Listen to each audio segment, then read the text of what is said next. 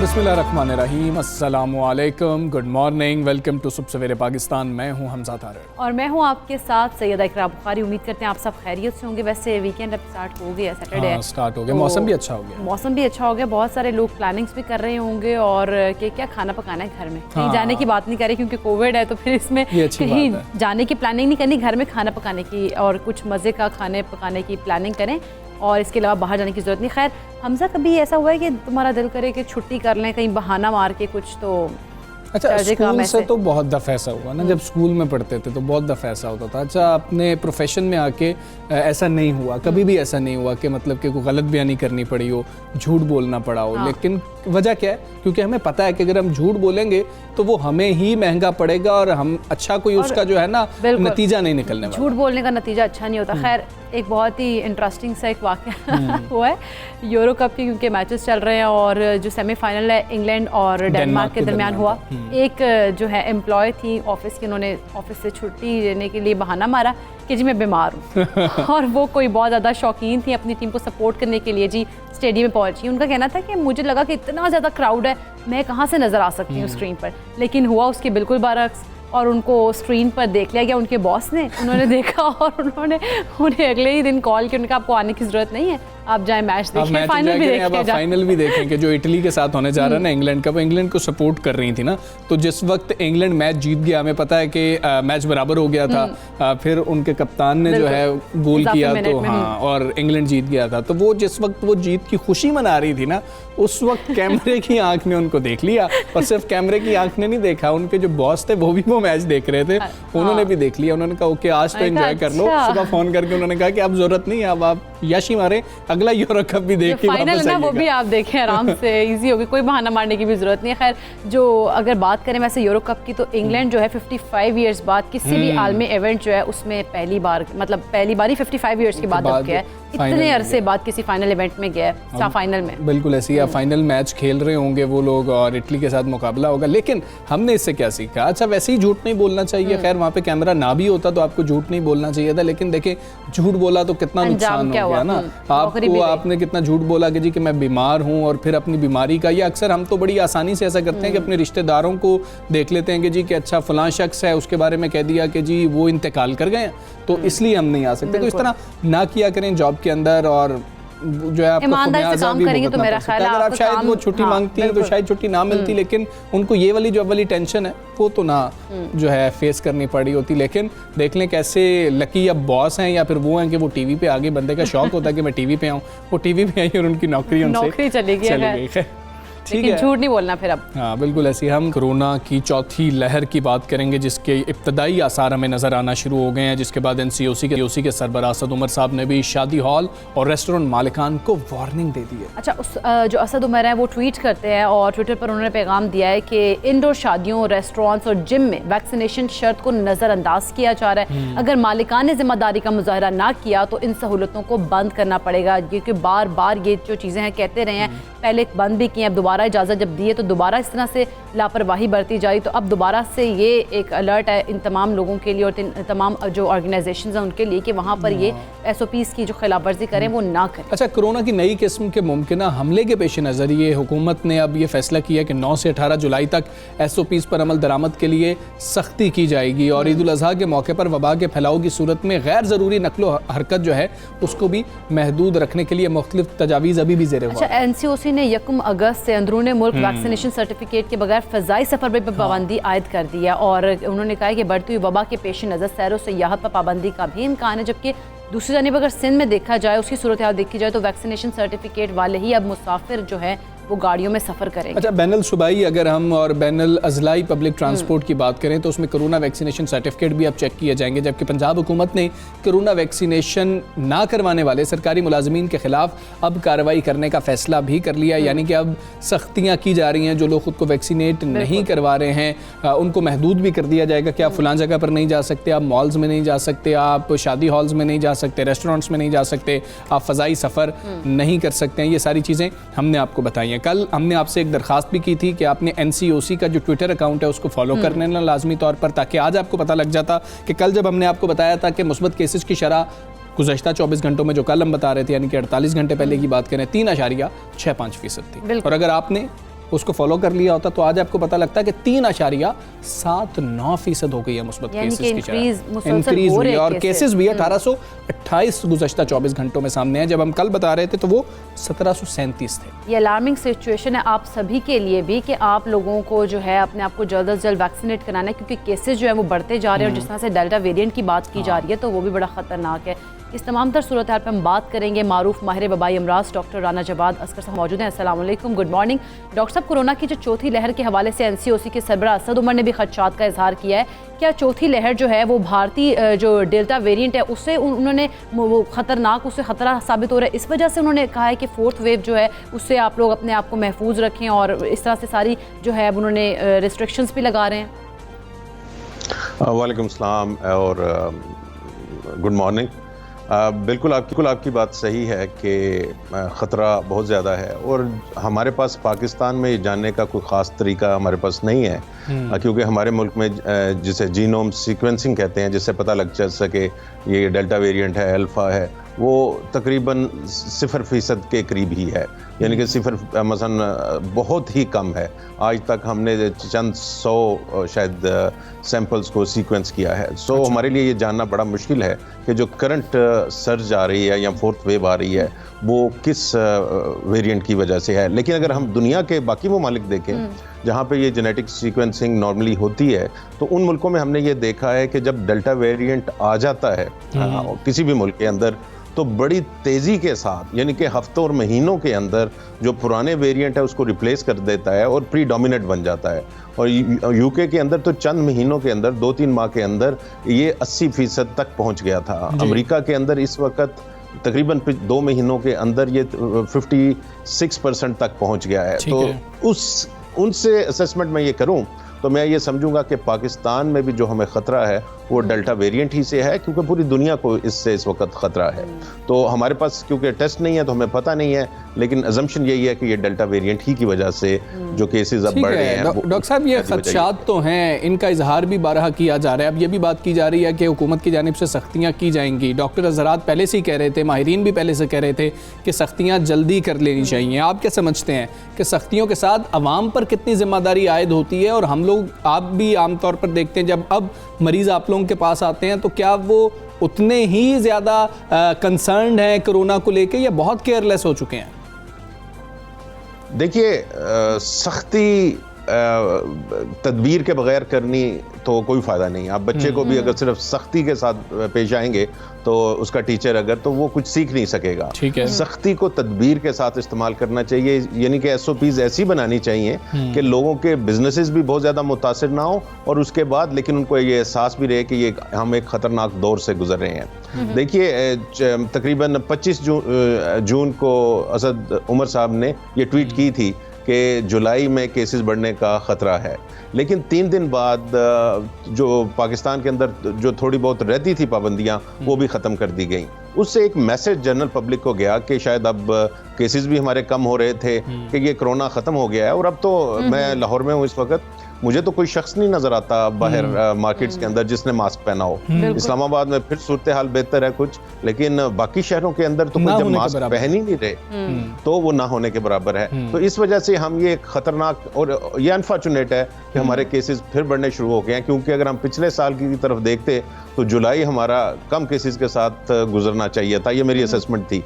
लेकिन क्योंकि delta variant आ गया, हमने SOPs छोड़ दिए, तो ये सारा प्रॉब्लम हुआ। लेकिन अगर अभी भी हम SOPs पर दोबारा फोकस करें, उनको प्रैक्टिकल बनाएं, ताकि लोगों की जो रोजी है वो भी चल सके, लेकिन हम सब की बचत भी हो सके, तो फिर हम इस जो ट्रेंड है इसको रिवर्स भी कर सकते हैं। ये नहीं होता कि आप ऊपर चढ़ना शुरू है तो कभी ये नीचे नहीं आएगा, ऐसा भी नहीं होता।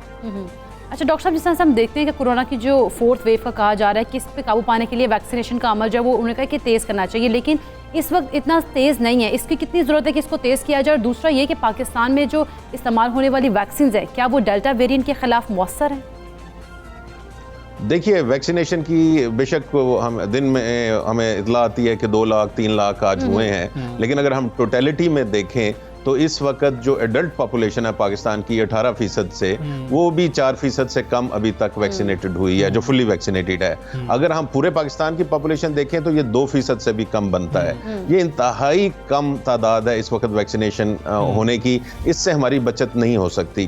हमें बड़ी तेजी के साथ अपनी वैक्सीनेशन को ज्यादा करना है, सबसे ज्यादा। और हमारे लिए बड़ा जरूरी है कि जो 40 या 50 साल से बड़ी उम्र के लोग हैं उनकी गालिब अक्सरियत को हम वैक्सीनेट कर दें, क्योंकि खुदा न खास्ता जो लहर आएगी उसके अंदर अगेन जो सबसे ज्यादा जान को खतरा होगा वो 50 साल से ऊपर वाले लोगों को होगा, उसके बाद 40 साल से ऊपर वालों को होगा। तो हमें इंश्योर ये करना चाहिए कि ये जो एज ग्रुप्स हैं, जो 50 साल से ऊपर वाले या 40 साल से ऊपर वाले, इनकी गालिब अक्सरियत हम वैक्सीनेट कर लें। तो वो अगर हम कर लेते हैं तो फिर हमारे लिए ये होगा कि अगर केसेस आते भी हैं तो हमारी अमवात, शरह अमवात उतनी नहीं होंगी, हमारे हस्पताल पे शायद उतना दबाव ना पड़े जो पड़ सकता है। तो ये इसकी तरफ फोकस करने की ज़रूरत है वैक्सीनेशन के मामले में। ठीक है डॉक्टर साहब, आपने सख्ती तदबीर के साथ करने की बात की थी, वो तदबीर क्या हो सकती है? वो भी ज़रा थोड़ा सा एलैबोरेट उसको कीजिएगा कि कैसे सख्ती को तदबीर के साथ किया जाए, क्या ऑप्शंस हैं ज़िला इंतज़ामिया और गवर्नमेंट के पास? बिल्कुल, देखिए ये इस पे मैं काफ़ी दफ़ा लिख भी चुका हूँ। देखिए सबसे 2-3 ग्रुप हैं जो बड़े मुतासिर हुए हैं, एक हमारे रेस्टोरेंट्स का और दूसरा शादी हाल वालों का, और उनका दबाव भी था गवर्नमेंट के ऊपर। और इन्हीं 2 शोबों को अगर हम देख लें तो मैंने ये तजवीज़ दी थी कि ये हमें पूरी दुनिया से पता है कि इनडोर जो ईटिंग है ना, जहाँ बैठ के खाना खाते हैं रेस्टोरेंट्स के अंदर, ये मेजर रूट ऑफ ट्रांसमिशन है, यहाँ से फैलती है। तो अब इसका हल क्या किया जाए? तो मैंने ये कहा था कि शाम के वक्त गवर्नमेंट को अपनी ग्राउंड्स, अपनी कोई इस तरह की पार्किंग स्पेसेस खोल देनी चाहिए उन रेस्टोरेंट्स के लिए। देखिए यूरोप में भी लोग फुटपाथ के ऊपर टेबल्स लगे होते हैं, इनके आउटडोर में आ जाते हैं, तो आप इनको आउटडोर की सेटिंग दीजिए। शादियां पहले ग्राउंड्स के अंदर ही होती थी, उनको दोबारा ग्राउंड्स में ले आइए, गवर्नमेंट उनको फैसिलिटेट करे ताकि उनका कारोबार भी चलता रहे, लेकिन हम सारे खतरे में ना आए। तो इस तरह की स्कूल्स के अंदर भी आपको प्रॉपर वेंटिलेशन लाएं, तभी आप खोल सकते हैं। तो अभी तक मैं आपको एक ये बात बताऊं कि जो ट्रांसमिशन है 80% तक कोरोना वायरस की पूरी दुनिया में वो इंडोर सेटिंग्स में से होती है। और इंडोर जो चीजें हैं उनके अंदर रेस्टोरेंट्स, उनके अंदर जिम्स, उनके अंदर कॉफी शॉप और इसी तरह की चीजें हैं, इबादतगाहें, जहाँ पे लोग एक थोड़ी जगह में बहुत सारे लोग इकट्ठे बैठते हैं। और उसके बाद जब वो खाना पीना करना होता है तो आपको मालूम है कि मास्क उतारना पड़ता है। तो इसको अगर आप आउटडोर में ले जाएंगे और गवर्नमेंट फैसिलिटेट करे उनको सड़कों के ऊपर शाम को एक सर्टेन वक्त के बाद, तो इसका मतलब है कि उनका भी कारोबार चलता रहेगा और हमारा रिस्क भी कम रहेगा। अच्छा डॉक्टर साहब, जिस तरह से हम लोग कुछ लोगों से मिलते हैं, जो उन लोगों के लिए आप ये बता दें कि कंप्लीट वैक्सीनेशन कितना ज़रूरी है, कि बहुत सारे लोग कहते हैं हमने तो 1 डोज लगवाई है, अभी दूसरे के लिए टाइम नहीं है। तो ये जो टाइम नहीं है कितना ख़तरनाक हो सकता है उन लोगों के लिए? देखिए जो पाकिस्तान में मोस्टली वैक्सीन्स लग रही हैं, इनकी जब तक दूसरी डोज ना लगे आपको 1% भी प्रोटेक्शन नहीं होती, ये लोगों को समझना चाहिए। जब आप पहली आपको वैक्सीन लगती है तो वो आपके जिस्म को तैयार करती है दूसरे इंजेक्शन के लिए, और जब आपको दूसरा इंजेक्शन लगता है तो उसके बाद आपकी प्रोटेक्शन शुरू होती है। यानी कि एक इंजेक्शन के साथ तो आप उसी तरह वनरेबल हैं जिस तरह आप बगैर इंजेक्शन के हैं, लेकिन जब आपको दूसरी लग जाती है उसके 2 से 3 हफ्ते बाद आपके जिस्म में प्रोटेक्शन आती है। लेकिन वो कोई भी आप इंजेक्शन लगवा लें, कौन से मुल्क की भी वैक्सीन लगवा लें, वो 100% गारंटी नहीं देती। यही है, कोई 70% दे रही होगी, कोई 80% दे रही होगी। और जो आपका पिछला सवाल था कि वेरिएंट की वजह से वैक्सीन पर क्या इफेक्ट पड़ता है, अभी तक वैक्सीन्स वेरिएंट्स का मुकाबला कर रही हैं, इनकी इफेक्टिवनेस कम हो जाती है, किसी की 10% कम हो गई, किसी की 20% कम हो गई, लेकिन ये नहीं हुआ कि वैक्सीन जो है वो बिल्कुल नाकारा हो गई है। सो वैक्सीन लगवाना इंतहाई ज़रूरी है, और जोन सी भी वैक्सीन आपको मिलती है वो लगवाएं, क्योंकि अगर उसकी 60% या 70% भी है प्रोटेक्शन, तो 0% से वो मच बेटर है 70%। बिल्कुल ऐसे ही आपके पास दूसरा ऑप्शन क्या है? अगर आप खुद को वैक्सीनेट नहीं करवा रहे तो आपके पास तो ऑप्शन ही नहीं है, तो वैक्सीनेट करवाना ही सिर्फ ऑप्शन रह जाती है। डॉक्टर राना जवाद असगर साहब, बहुत शुक्रिया आपका, सुबह सवेरे पाकिस्तान से कर रहे थे। ये इकरा एक अहम मामला है और इस पर अभी हम सबको सोचना है कि चौथी लहर है, और जो लोग अभी तक खुद को वैक्सीनेट नहीं करवा पाए हैं या नहीं करवाना चाह रहे हैं, तो उनको इस हवाले से अब जाना है, खुद को वैक्सीनेट जल्द अज जल्द करवाना है, क्योंकि जुलाई के आखिर में, अगस्त के स्टार्ट में अब कहा जा रहा है कि चौथी लहर जो है वो उसका खतरा अब मौजूद है, खतरा वो मौजूद है। और जिस तरह से हमजा देख रहे हैं, हम लोग हमारे हमसाय ममालिक हैं और बहुत सारी कंट्रीज ऐसी हैं जहाँ पे डेल्टा वेरिएंट फैल रहा है, और पाकिस्तान में भी उन्होंने कहा कि कुछ केसेस जो है वो सामने आए हैं उस वेरिएंट के। तो आपको बताते चलें कि जो डेल्टा वेरिएंट है वो बहुत खतरनाक है, इसकी जो ट्रांसमिशन की केसेस हैं वो काफ़ी ज़्यादा हाई हैं। तो उससे बचने के लिए आप अपने आप को वैक्सीनेट कराएं, लेकिन मास्क का इस्तेमाल लाजमी करें। अब तो फिर से कहा जा रहा है, तो मास्क की बात बिल्कुल बहुत अहम की, कि अब तो फिर से कहा जा रहा है कि डबल मास्क की तरफ आ जाएं, क्योंकि डेल्टा वेरिएंट है, उसकी ट्रांसमिशन ज़रा जल्दी हो रही होती है, वो जल्दी फैलता है, इसलिए डबल मास्क पे आ जाएं। आपने तो बिल्कुल, और हमने भी मास्क लगाना मतलब कि हम एज अ मुआशरा बात कर रहे हैं तो छोड़ दिया। खैर आगे बढ़ेंगे, आगे बढ़ते हुए बात करेंगे आज़ाद कश्मीर में इंतखाबी मेला जो है अब 25 जुलाई को सजेगा, और तमाम सियासी जमातें फ़तह के ख्वाब लिए आज़ाद कश्मीर के मुख्तलिफ़ इलाकों में पहुँच चुकी हैं। वहाँ पर तकरीरें हो रही हैं, लेकिन तकरीरें जो हैं कुछ इम्प्रेसिव नहीं हो रही हैं। वो बड़ी मतलब कि सूरत हाल तशवीशनाक है कि जिस तरह की तकारीर की जा रही है। बिल्कुल ऐसे ही हमजा, अगर बात कर रहे हैं पीपल्स पार्टी के चेयरमैन बिलावल भुट्टो जरदारी की, मुस्लिम लीग नून के नायब सदर मरीम नवाज शरीफ की, और तहरीक इंसाफ के जो वफाकी वज़रा हैं वो भी अपने अपने उम्मीदवारों की इंतखाबी मुहिम चलाने में मसरूफ़ हैं। बल्कि अगर यूँ कहना चाहिए कि सियासी कार्ड खेलने वाली जमातें कश्मीर के इंतखाबात में गद्दारी कार्ड पर अपनी इंतखाबी मुहिम चला रही हैं, तो इसमें मेरा ख्याल है कोई गलत बात तो है ही नहीं है। वो कर रहे हैं, वो तो बात ही है। और ये नून लीग के नायब सदर मरीम नवाज साहिबा ने गुज़श्ता रोज़ आज़ाद कश्मीर में जलसा-ए-आम से खिताब करते हुए इल्ज़ाम लगाया कि वज़ीर आज़म ने मकबूजा कश्मीर को भारत की झोली में फेंक दिया है। क्या कहा उन्होंने, आप खुद सुन लीजिए। कश्मीर को भारत की झोली में फेंक कर आने के, कश्मीर फरोशी के बाद तुम क्या मुंह लेके कश्मीरियों के बीच में आ रहे हो? ये अपनी नालायकी और नाअहली से पाकिस्तान को दोबारा IMF के पास गिरवी रख चुका है। IMF के पास तुम पैसे मांगने जा रहे हो, अवाम को रोटी देने के लिए तुम्हारे पास पैसा नहीं है। बर्बादी, तबाही, नालायकी, नाअहली, सिलेक्शन का सूरज पाकिस्तान में गरूब हो रहा है। उस सूरज को हम आज़ाद कश्मीर में तलू होने की इजाज़त नहीं देंगे इंशाल्लाह। अच्छा, ये तो मरीम नवाज जो कोई गुफ्तगू आई थी आपने सुना है। दूसरी जानिब जो पीपल्स पार्टी के चेयरमैन बिलावल भुट्टो जरदारी, उन्होंने हवेली आज़ाद कश्मीर में जलसे से खिताब किया। उन्होंने कहा कि हमें ऐसा वज़ीर आज़म नहीं चाहिए जो शादी पर मोदी को अपने घर बुलाए। उन्होंने क्या कहा है वो ज़रा आपको सुनाते हैं।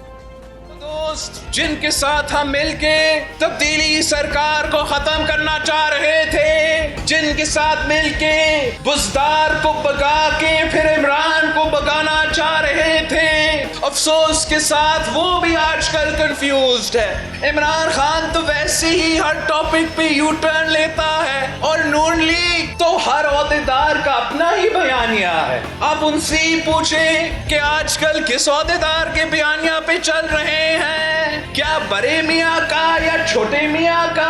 ना हम इमरान खान की तरह मोदी की जीत के लिए दुआगो है, और ना ही हम दूसरों की तरह मोदी को अपना शादियां में दावत देते हैं।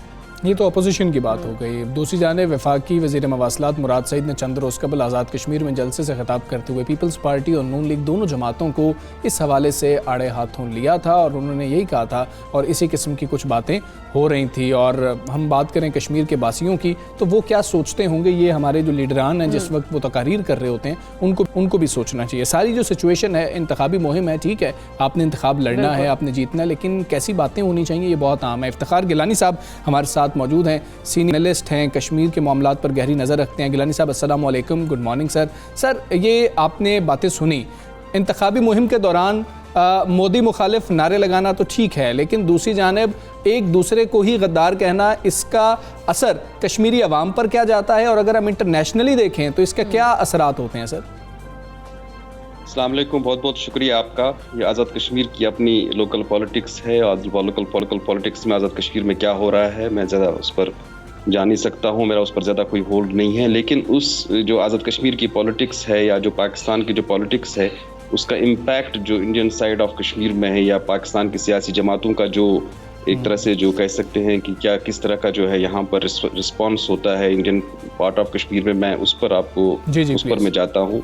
पाकिस्तान की जो सियासी जमातों का जैसे ताल्लुक है, जैसे पीपल्स पार्टी जो है इसका एक नेचुरल एक तरह से कह सकते हैं एक ग्रैंडियर था कश्मीर में, खासतौर पर मैं इंडियन पार्ट ऑफ कश्मीर की बात कर रहा हूँ। पाकिस्तानी सियासतदानों में अभी तक जिस सियासतदान ने एक तरह से एक इमेजिनेशन एक कश्मीरियों में पैदा की थी वो जुल्फ़िकार अली भुट्टो था। मुझे याद है कि बचपन में जो है हम कहीं रिमोट एरियाज में भी जब जाते थे कहीं पर, तो कहीं लोगों के हट्स में भी या घरों पर जो है दुकानों में जो तस्वीरें होती थी वहाँ पर या तो कायद आज़म, अल्लामा इकबाल, शेख अब्दुल्ला और उसके साथ जुल्फ़िकार अली भुट्टो की तस्वीरें भी आवीज़ां होती थी। तो इस हद तक एक तरह से जो है एक तरह से एक सेंटिमेंटल सी एक तरह से अटैचमेंट था। और मुझे बिल्कुल याद है जब मुझे 80s की बात 80s में जब याद है मुझे कि हम जब श्रीनगर कभी जाते थे सोपोर से, तो बिल्कुल जो दरिया जहलम के पास जो असेंबली है Jammu Kashmir assembly old secretariat में, उसके बिल्कुल अपोजिट में जहलम के दूसरी तरफ ज़ैनब कदल क्रॉस करते ही एक बहुत बड़ा एक कदादम सी तस्वीर होती थी जुल्फ़िकार अली भुट्टो की वहाँ पर, और वहाँ पर एक ऑफिस भी होता था भुट्टो मेमोरियल कमेटी का। पता नहीं कौन चलाता था कौन उसका, तो वो मुझे कुछ आइडिया नहीं है। और उसके बाद जो है अगर किसी लीडर ने और उसकी जो इमेजिनेशन जो वाकई जो है कश्मीर में पैदा की थी पाकिस्तानी पॉलिटिकल लीडर में, वो थे इमरान खान। लेकिन उस बाकी जो पाकिस्तान के जो बाकी लीडरान जो है उनकी अपनी वजूहात की वजह से कि वो एक तो या तो वो बहुत ज़्यादा वो कश्मीर के ऊपर ज़्यादा वो या तो एक्टिव नहीं थे वो, या उनके जो एक्सट्रीम स्टैंड्स रहे हैं, स्विंग्स रहे हैं, वो इस तरह की स्विंग्स रही हैं कि वो इमेजिनेशन कभी अट्रैक्ट नहीं कर पाए कश्मीर में। बेनज़ीर भुट्टो का जो पहला दौर था 1989 का, याद होगा उनको, जब उन्होंने जो है इस्लामाबाद में सार्क समिट हुआ था, राजीव गांधी आ गए थे, तो वो उनकी जो प्रेस कॉन्फ्रेंस थी वो कश्मीर बाकी गौर से देखी गई थी, और उसमें जो है राजीव गांधी ने पूरी तरह डोमिनेट कर दिया था उनको उस प्रेस कॉन्फ्रेंस में। इस्लामाबाद में जो है कश्मीर हाउस का बोर्ड उतार दिया गया था राजीव गांधी को इस्तेमाल करने के लिए दूसरी टर्म में, लेकिन वो बहुत ही एग्रेसिव थी, और इस हद तक एग्रेसिव थी कि जो बेंगलुरु में इंडिया में जो सार्क समिट होने वाला था उसमें वो नहीं आई, उसमें उन्होंने अपने प्रेसिडेंट लगारी साहब को भेजा, और इंडिया ने उनको अभी तक इसके लिए माफ नहीं किया है। और फिर आसिफ अली जरदारी साहब का जब टेन्योर शुरू ही हुआ था, तो उन्होंने उसमें एक वो मुतनाज़ा बयान दिया था कि कश्मीर को बैक बर्नर में रखने का, जबकि उस वक्त तक कश्मीर पर काफ़ी पेशरफ्त हो चुकी थी। बाकी वो बाद में वो पेशरफ्त पूरी खत्म हो गई, लेकिन उस वक्त तक काफी पेशरफ्त हुई थी। वो इंडिया में भी बहुत ही हैरतनाक देख क्या कह रहे हैं कि हम तो पेशरफ्त कर रहे हैं, कहते हैं बैक बर्नर में रख दो। नवाज शरीफ का भी यही मामला रहा है, वो भी बहुत ही दो एक्सट्रीम्स पर रहे हैं। वो जब उनको कभी जाकर जो है मिरवाइज उमर फारूक के साथ वर्ल्ड कैपिटल्स में फोटो खिंचवाते थे, वहीं जब 2014 में उन्होंने एक बहुत रही सही कसर पूरी कर दी। जो पाकिस्तान हाई कमिश्नर थे अब्दुल बासित साहब, उन्होंने अपनी किताब में भरपूर उसका खुलासा किया है, और मैं भी उन लोग दिल्ली में था और मैं भी उसका भरपूर विटनेस हूँ। तो इमरान खान जब आए थे तो उन्होंने एक तरह से मैं कहता हूँ कि भुट्टो के बाद ये पहला ऐसा हुक्मरान था पाकिस्तान का जिसने एक तरह से जो है कश्मीर में एक तरह से एक वो इमेजिनेशन दोबारा पैदा की थी। अगर आपको याद होगा जो 1984 या 1983 में जो वेस्ट इंडीज और इंडिया का मैच हुआ था श्रीनगर में, श्री कश्मीर स्टेट पहला हुआ था, उसकी फुटेज अगर होगी आपके पास, उसमें देखें कि उसमें जो है वहाँ पर तमाशाइयों ने एक बड़ी कदादम तस्वीर इमरान खान की लगाई हुई थी उस मैच में। इस तरह से जब 2019 में यूनाइटेड नेशंस में जो उन्होंने तकरीर की थी उसको काफी सराहा गया था, लेकिन मसला यही है कि लग रहा था कि जैसे भुट्टो दोबारा जिंदा हो गया है कश्मीर के लिए, लेकिन अमलन जो है ग्राउंड सतह पर जो है वो कुछ नहीं कर पाए, ही कुड नॉट डिलीवर। और अमन और बातचीत के जरिए ही कश्मीर का मसले का हल मुमकिन है, लेकिन उस पर भी जो है खास तौर पर जो है कुछ ग्राउंड पर उन्होंने कुछ दिखा नहीं। तो ये एक तस्वीर है जो पाकिस्तान की पॉलिटिकल पार्टीज की है ओवरऑल जो है कश्मीर में। बिल्कुल ठीक है गिलानी साहब, बहुत शुक्रिया आपका। सुबह सवेरे पाकिस्तान से आप बात थे, और ये वो पर्सपेक्टिव है। हम बात तो कर रहे थे कि जो आज़ाद कश्मीर की चलें अपनी एक लोकल पॉलिटिक्स है उसके ऊपर बयानात दिए जाते हैं, लेकिन जब वो बयानात उस तरफ जाते हैं तो वो कितने दुखी होते होंगे कि ये लोग तो एक दूसरे पर भरोसा नहीं कर रहे हैं और एक दूसरे पर ये इल्ज़ाम लगा रहे हैं, तो हमारी बात कौन करेगा। तो बहुत सोचना चाहिए लीडरान को तकारीर के अंदर क्या अल्फाज हमें चुनने चाहिए। तकरीरों में उन कश्मीरियों के जो मसाइल हैं उनके हल की तरफ जाते तो मेरा ख्याल है कि वो ज़्यादा अट्रैक्ट करती है उनको, वो उनको वोट भी देंगे और उनको आगे लेकर आएंगे। लेकिन अगर इस तरह की बातें करेंगे तो मेरा ख्याल है आप आज़ाद कश्मीर की बात करें ना कि आज़ाद कश्मीर के अंदर क्या किया गया, पार्टीज मौजूद थी, उन्होंने क्या काम किया। खैर हम एक ब्रेक लेंगे, ब्रेक के बाद वापस आएंगे।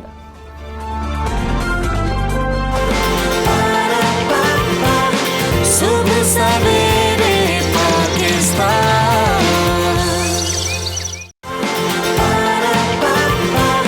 सुबह सवेरे पाकिस्तान।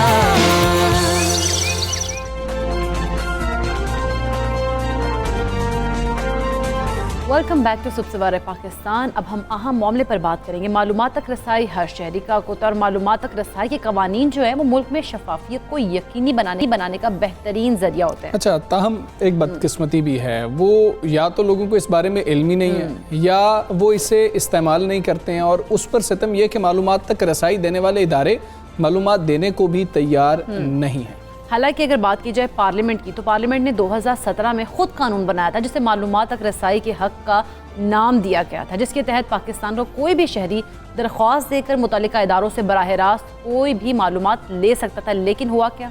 इससे बड़ा मजाक क्या होगा कि सेनेट के चेयरमैन सादिक संजरानी साहब ने पाकिस्तान इंफॉर्मेशन कमीशन को एक खत के जरिए बताया कि सेनेट इस कानून से मुबर्रा है। गोया जिस इदारे ने कानून बनाया था वो खुद ही उस पर इम्प्लीमेंट नहीं कर रहा, खुद ही उस पर अमल नहीं कर रहा, और वो उस कानून से बालातर है, कह रहे हैं अपने आप को खुद से बालातर उसको समझ रहा है, और मालूमात तक रसाई से मुतालिक कानून साजी के बावजूद सरकारी इदारे शहरियों की मालूमात जो है फराहमी से गुरेजा हैं। हाँ जी, और हुकूमत इन कवानीन पर अमल दरामद के लिए कायम करदा इंफॉर्मेशन कमीशन को मजबूत बनाने में संजीदा शायद नहीं है। ऐसे तमाम मामला जिनमें आवाम का पैसा इस्तेमाल होता है उनमें शफाफियत को यकीनी बनाने के लिए मालूमात तक रसाई के कवानीन मौसर जरिया हैं कि उनको इल्म हो सके। बिल्कुल ऐसे ही है, कहाँ पर और सवाल किया जा सके। समाजी तंजीमों, सहाफ़ियों और इंसानी हुकूक के लिए जो काम करने वाले इदारे हैं उनको चाहिए कि वो इन कवानीन और इनकी अफादियत से मुतालिक आवाम में शऊर उजागर करें। हाँ, एक तो शऊर उजागर करना है और फिर क्या इदारे मालूमात दे भी रहे हैं नहीं दे रहे, और उसके ऊपर क्या कानूनी कार्रवाई हो सकती है, ये भी अहम मामला है। तमाम सूरत-ए-हाल पर बात करेंगे पिल डॉट के साथ। अहमद बिलाल महबूब साहब हमारे साथ मौजूद है। अहमद बिलाल महबूब साहब अस्सलाम वालेकुम, गुड मॉर्निंग सर। सर, ये जो पूरी सिचुएशन है, दरख्वास्त जाती है, कहा जाता है कि जी कि हमें ये पता होना चाहिए, एक शहरी की जानिब से दरख्वास्त जाती है, लेकिन जवाब ये मिलता है। आप क्या समझते हैं, कानूनी तौर पर बात ठीक की है चेयरमैन सेनेट? नहीं, मेरे ख्याल में उनकी पोजीशन कानूनी तौर पर दुरुस्त नहीं है, और बहुत अफसोसनाक है कि इतने हाई लेवल के इंस्टीट्यूशन की तरफ से इस किस्म की पोजीशन ली जाए। लेकिन ये पहला ही दफ़ा नहीं है। मुझे ज़ाती तौर पे एक तजुर्बा है जी कि एक वक्त में कौमी असम्बली से, जबकि नया कानून जो कि पहले से बहुत बेहतर है वो नहीं आया था जी, तो हमने कौमी असम्बली से उनकी मेंबर्स की हाजिरी का रिकॉर्ड मांगा था, जो उन्होंने नहीं दिया था। फिर हमने इसी कानून का सहारा लेके फिर ओम्बड्समैन उस ज़माने में होती थी, इंफॉर्मेशन कमीशन नहीं था, उन्होंने हमारी बात की तायद की थी और बिलाखिर ये अपील सदर पाकिस्तान तक गई थी जी। उन्होंने भी कौमी असम्बली के स्पीकर की पोजीशन को गलत करार दिया था और कहा था कि मालूमात अवाम का हक है, उन्हें दी जानी चाहिए। तो वो मालूमात फिर बाद में वेबसाइट के ऊपर तमाम मेंबर्स की अटेंडेंस का मौजूद होता है। तो अब ये एक और बड़ा चैलेंज है कि उन्होंने कहा है कि वो तो इसके अंदर बिल्कुल इस कानून तहत आते ही नहीं है जी। तो हाल में ये इंफॉर्मेशन कमीशन को जरा जुर्रत का मुजाहरा करना होगा और एक कानून, एक अपनी रूलिंग देनी होगी, और फिर बिलाखिर ये मेरा ख्याल है मामला अदालतों में जाएगा। लेकिन मेरी राय में आपके सवाल के जवाब में ऑनरेबल चेयरमैन सेनेट की जो पोजीशन है वो दुरुस्त नहीं है। बिल्कुल। अच्छा अहमद बिलाल साहब, ऐसे कैसे हो सकता है कि जो इदारा खुद कानून बनाए और वो इदारा जो है वो कैसे उससे मुबर्रा हो सकता है? ये मुमकिन कैसे है? देखिए, ये हो सकता है क्योंकि वो देखिए कानून तो सारे वही इदारा बनाता है। हर कानून की जद में वो खुद इदारा हर एक में जरूरी नहीं कि हो, लेकिन ये कानून में लिखा होना चाहिए ना। कानून में तो ये और पे लिखा हुआ है कि पार्लियामेंट इस कानून के तहत आएगी, इस कानून के अंदर शामिल होगी। तो वो कैसे आप कह सकते हैं कि ये उसके स्कोप से खारिज है? तो मेरे असल बात यह है कि कानून में क्या लिखा है। कानून में लिखा कि वो इस कानून से मुबर्रा है। बिल्कुल ठीक है। अच्छा, अहमद बिलाल महबूब साहब, ये भी बताइएगा, हम इस दरख्वास्त की बात कर लेते हैं ना। दरख्वास्त गुजार ने 6 मई को पाकिस्तान इंफॉर्मेशन कमीशन को ख़त लिखा कि उसने 10 अप्रैल 2019 को सेक्रेटरी सेनेट को ख़त लिखा था और पूछा था कि वो सेनेट के तमाम मुलाजमीन की तफसीलात फराहम करें जिनमें ये दर्ज हो कि उनकी तनख्वाह, मरात, खाली असामियाँ, डेली वेजेस, मुलाजमीन की तादाद कितनी है। अब आप क्या समझते हैं, सेनेट ये वाली तफसीलात क्यों छुपाना चाह रहा है ना? क्या ये देखा जाए कि इसमें कोई ख़ास इतनी कोई खुफिया बातें नहीं हैं कि जो पूछ ली गई हैं, या फिर इसलिए थोड़ा सा हेजिटेट किया जा रहा है कि आज ये पूछ रहे हैं, कल को कुछ और पूछ लेंगे, तो आज ही इस पे स्टैंडिंग कोई ऐसी ले ली जाए कि कल को लोग दूसरा सवाल भी ना कर रहे हो?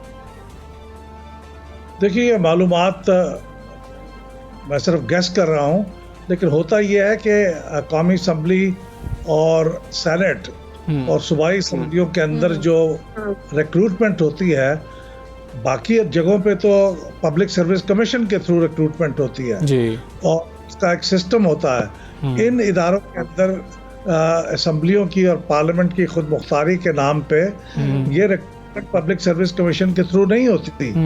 ये स्पीकर साहब एक सिलेक्शन कमेटी बना देते हैं और उसके तहत वो रिक्रूटमेंट होती है।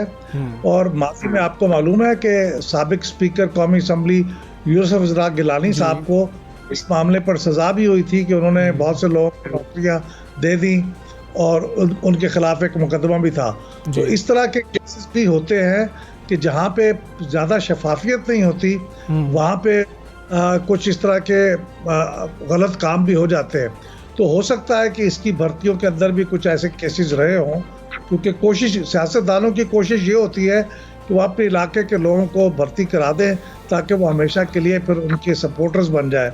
तो इसकी कई वजूहत हो सकती है, लेकिन शफाफियत इन तमाम वजूहत को जानने के लिए बहुत ज़रूरी है कि चीज़ें वाज़ेह हों, शफाफ हों, लोगों को मालूमात दी जाएँ ताकि कोई शक ही न रहे। ठीक है, ठीक है। अहमद बिलाल महबूब साहब, दूसरा मामला ये है कि चलें, चेयरमैन सेनेट ने ये बात कर दी, अब जहाँ वहाँ पर अपोजिशन के लोग भी तो बैठे हैं, क्या उनको ये सेनेट में मामला नहीं उठाना चाहिए कि आपको तो ये चीज़ें देनी चाहिए, लेकिन जहाँ पर हम तनख्वाहों की बात करें, कौमी असम्बली की हो या सेनेट की हो, जहाँ पर हम बात करें कि फ़ायदा ऐवान में बैठे हुए लोगों को हो रहा हो, तो वहाँ पर बिल्कुल खामोशी हो जाती है, बेंचेस जो हैं खामोश होकर बैठ जाते हैं और उस पर बात ही नहीं कर रहे होते हैं।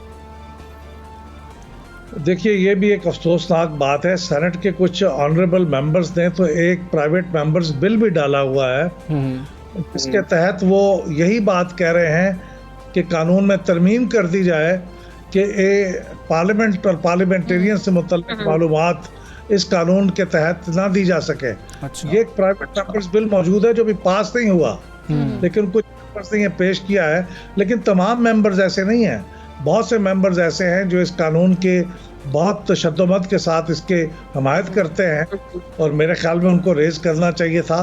गालिबन ये उनसे सरफ नज़र हुआ है। लेकिन एक और बात भी हो सकती है, तो सेनेट और कौमी असम्बली के अंदरूनी मामलात होते हैं, ये एक अजीब ज़ाब्ता है कि ऐसी बातें वो इन प्राइवेट चेयरमैन के साथ जाके डिस्कस कर सकते हैं, लेकिन सेनेट के फ्लोर पे इसे रेज नहीं कर सकते।